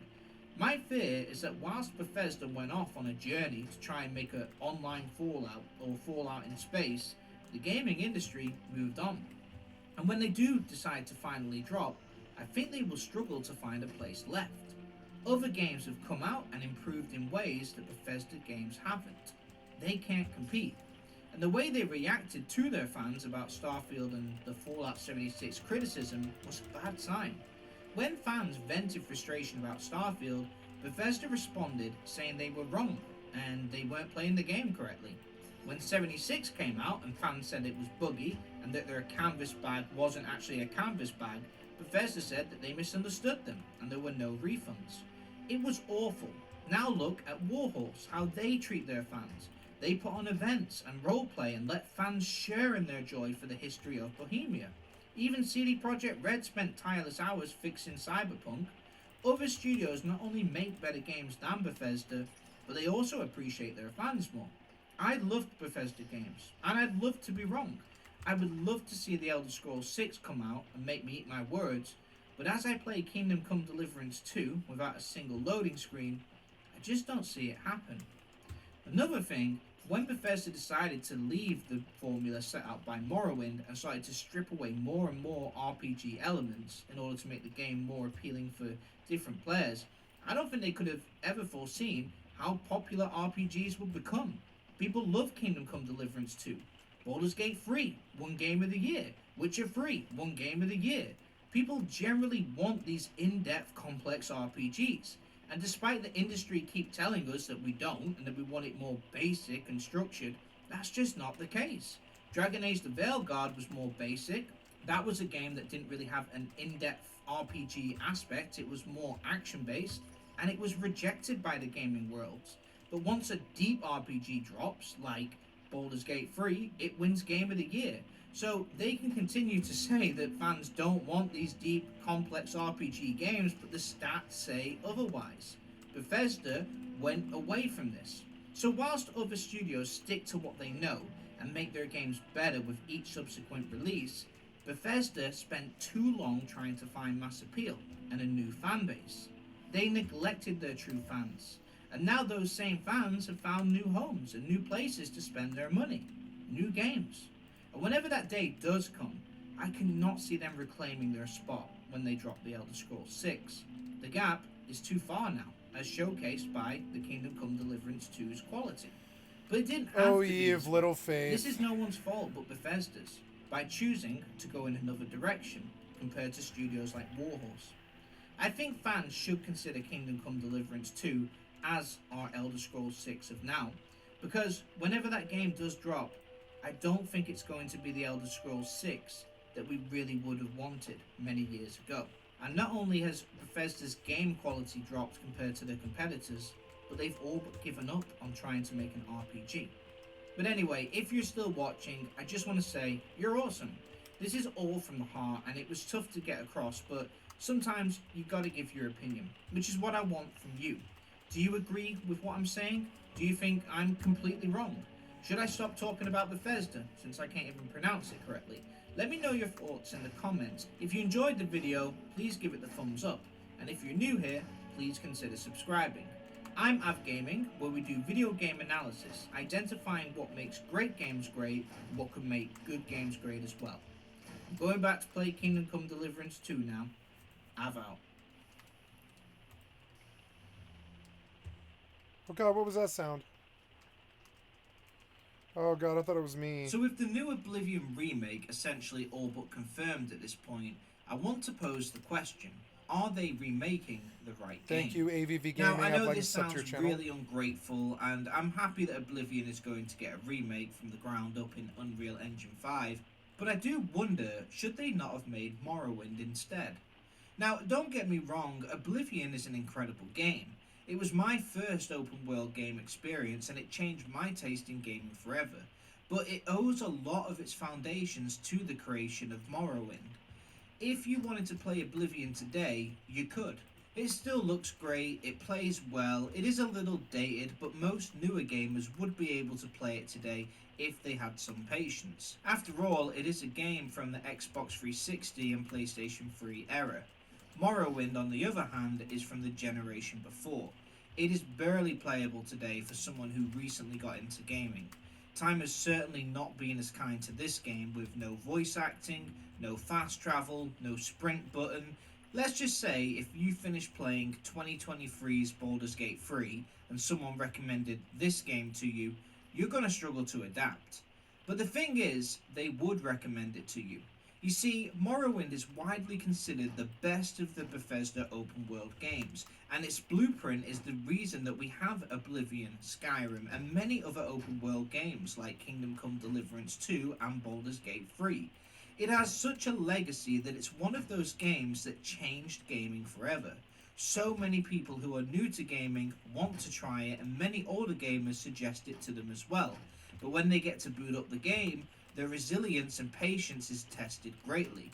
Most drop out, but those that do stick with it, they leave a 5-star review. But it's the fact that people drop out that is the issue, as the bridge is too far to gap from today's current games and 2003's Morrowind. But look, kick back, grab a cup of tea or a snack, and let's discuss why Morrowind should be the game that's receiving a remake instead of Oblivion. Quick side note, I'm Av Gaming, where we do videos on gaming topics, from analysis to news, reviews, and even interviews. I've got you covered. If that sounds good, please consider subscribing. Okay, let's get into it. So let's go on a quick Bethesda history lesson to understand how big a deal Morrowind was when it came out. But first, a quick word from today's video sponsor, Instant Gaming. Essentially, they save you money on video games by saving you the distribution costs. If you're not going to be buying the physical copy of a game, you might as well save some money on it.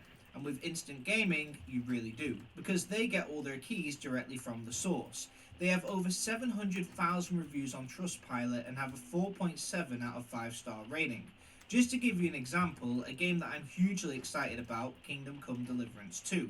Normally it would cost £60, but on Direct Gaming you can get it for just $46.93. Also, the new upcoming Assassin's Creed game is normally £65. Here it's just $55.51. Even Stalker 2 is available for just $30.85. You buy a few games through Instant Gaming, and in the long term it saves you a lot. That way you can have extra money to get other games. And it's super easy to use. You pick your game, your platform, make your purchase, and you get your code. Enter your code in on your preferred system, and voila, there it is, ready to go. So if you want to save some money on video games, whilst also supporting the channel, click on the first link down in the description. So thank you so much for Instant Gaming for sponsoring this video. Anyway, let's get back to it. So first of all, Bethesda released The Elder Scrolls 1, Arena, the first game in the Elder Scrolls series. It was released on March 25th of 1994. Arena takes place on the entire continent of Tamriel, complete with wilderness, towns and dungeons, which are procedurally generated. The graphics were also pixelated and looked how you'd expect a game to look back in 1994. It was reviewed generally well, and it sold 3,000 copies. Bethesda followed this up with Daggerfall in 1996, which played and looked very similar to Arena, but it improved in many aspects. It reviewed well again and sold 120,000 copies approximately. So at this point, Bethesda released these Infinite World games and were for PC only. Then we get to 2003, where Morrowind arrived for both PC and Xbox. When it was released, it not only expanded upon the groundwork led by its predecessors, but it also set a new benchmark for open-world RPGs and left a huge mark on the gaming industry. Unlike the procedurally generated maps of Arena and Daggerfall, Morrowind introduced a handcrafted, intricately designed world. Vvardenfell felt alive and unique, filled with alien landscapes like mushroom forests, ashlands and volcanic craters, offering a rich and immersive experience. Morrowind refined the series' mechanics, balancing accessibility for new players without sacrificing the depth for RPG enthusiasts. Skills, attributes and systems like spellcrafting and enchanting were intuitive yet robust, building on Daggerfall's complex systems whilst also being more manageable. Morrowind placed a stronger emphasis on narrative and world building. The main quest was deeply tied to the game's political, cultural and religious factions, immersing players into Vvardenfell's unique lore. The inclusions of books, scrolls and dialogue further fleshed the world out. Powered by the Gamebryo engine, Morrowind was a massive step forward in terms of graphics. The use of 3D character models, dynamic lighting, and realistic water effects showcase the power of the Xbox and the PC hardware, making it a technical marvel for its time. Continuing the series' tradition of player freedom, Morrowind took it further. Players could ignore the main quest entirely, kill essential NPCs, and shape their experience by exploring countless side quests and dungeons. It is rare that a game can make so many changes yet still appeal to the loyal fans of the previous games, but Morrowind did that. Morrowind solidified the open world design, inspiring countless developers. Its vast, explorable world encouraged non-linear gameplay, offering unparalleled freedom for its time. It was also one of the first deep, complex RPGs that were ported to consoles, introducing a new audience to a genre typically confined to PC players. Its success on the Xbox proved that open-world RPGs could thrive on consoles. Think about how huge this is when you think of today's games. Bethesda also provided robust modding tools, empowering players to express their creativity and add to the game. This game sold 4 million copies, a huge feat for Bethesda, and showed how much they'd improved on the previous. It also received a 9.4 out of 10 from IGN and a 10 out of 10 on Steam. So Morrowind changed everything. It changed how open world games were designed, it changed the belief that deep open world games were PC exclusives, and it changed Bethesda from a small company to one of the most well known in the industry. Following the success of this game, Bethesda took the exact same blueprint and improved on it graphically, mechanically, and made it more user-friendly. This resulted in Oblivion, coming out for the 360 in 2006, and then Skyrim in 2011. In other words, without this game, the world of gaming would look much more different than it is today. That's how huge its impact was. Now, when we have the discussion about the Elder Scrolls or Bethesda games in general, people often say Morrowind was the best. The main reason is due to the freedom it offered.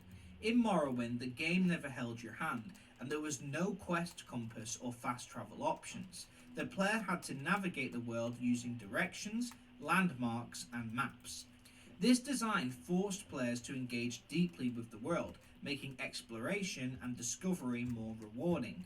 You could kill almost any character in the game, even essential characters to the story. This might break the story, but it also gives players total agency, reinforcing the idea that this was your journey to decide.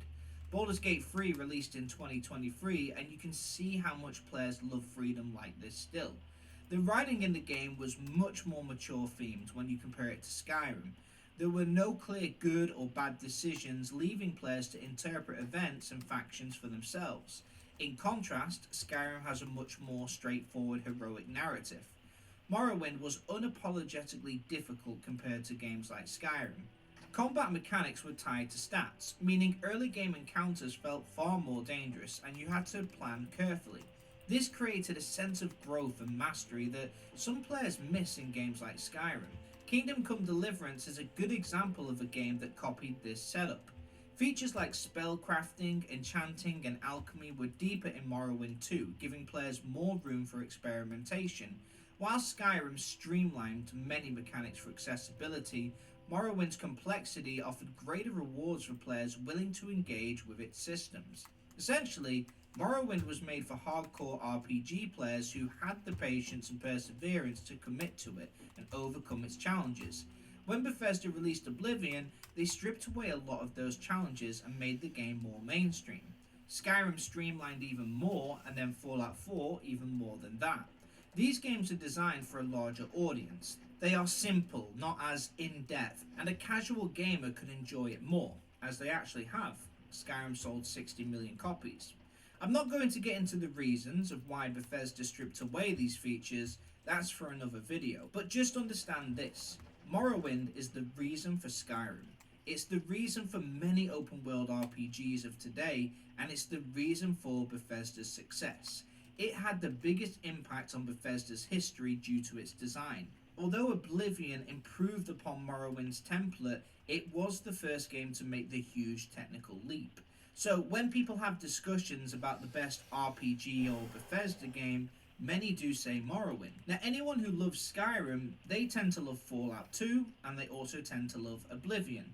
They pretty much know all the stuff that I've just explained. They know how much people love Morrowind, and they know its role in games like Skyrim. So naturally, many people want to play it. They want to experience it as well. But they struggle, for many reasons. So first of all, compared to modern games, Morrowind's graphics look very dated, with low-resolution textures, blocky character models, and simplistic animations. Younger players are used to photorealistic visuals, and they may find it unappealing or even distracting. The combat animations are stiff, and they lack the fluidity or cinematic quality that are seen in modern games like Skyrim or The Witcher 3, making the combat feel clunky and unengaging. There are no quest markers to guide you.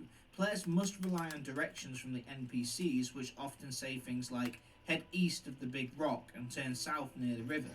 This can be frustrating for gamers accustomed to GPS-like systems that instantly point them towards their objectives. Whilst Morrowind does have fast travel options through silt striders, boats and mage teleportation services, there is no click and go world map travel. Many players of today's games are used to having that option available. The combat system in Morrowind didn't guarantee a hit. Even if your weapon visually connects with an enemy, your success depends on behind the scenes dice rolls based on your stats. This can be infuriating for modern players as it makes combat feel unresponsive. Morrowind is also full of dense systems for leveling, spellcrafting, alchemy and enchanting. These lack the streamlined, tutorialized approaches that are found in modern games, making it overwhelming for newer players to figure it out. The pace of the game is also very slow, especially early on. Without leveling up your speed or using magic, travelling between towns can take a long time. Younger players are accustomed to fast-paced movement. Modern games often shower players with rewards early on, and special cutscenes to get them hooked into the game at the beginning. But Morrowind is slow to reward you. If you're going to enjoy the game, it will be much later on. You'll have to just wait and earn the right to get to that success. Mostly every NPC in Morrowind communicates through text. This is incredibly difficult for young players to adapt to, as most people, they just don't read, especially in the days of TikTok and instant gratification. Not to mention modern games have cinematic cutscenes and world-class voice acting. Imagine comparing that to a wall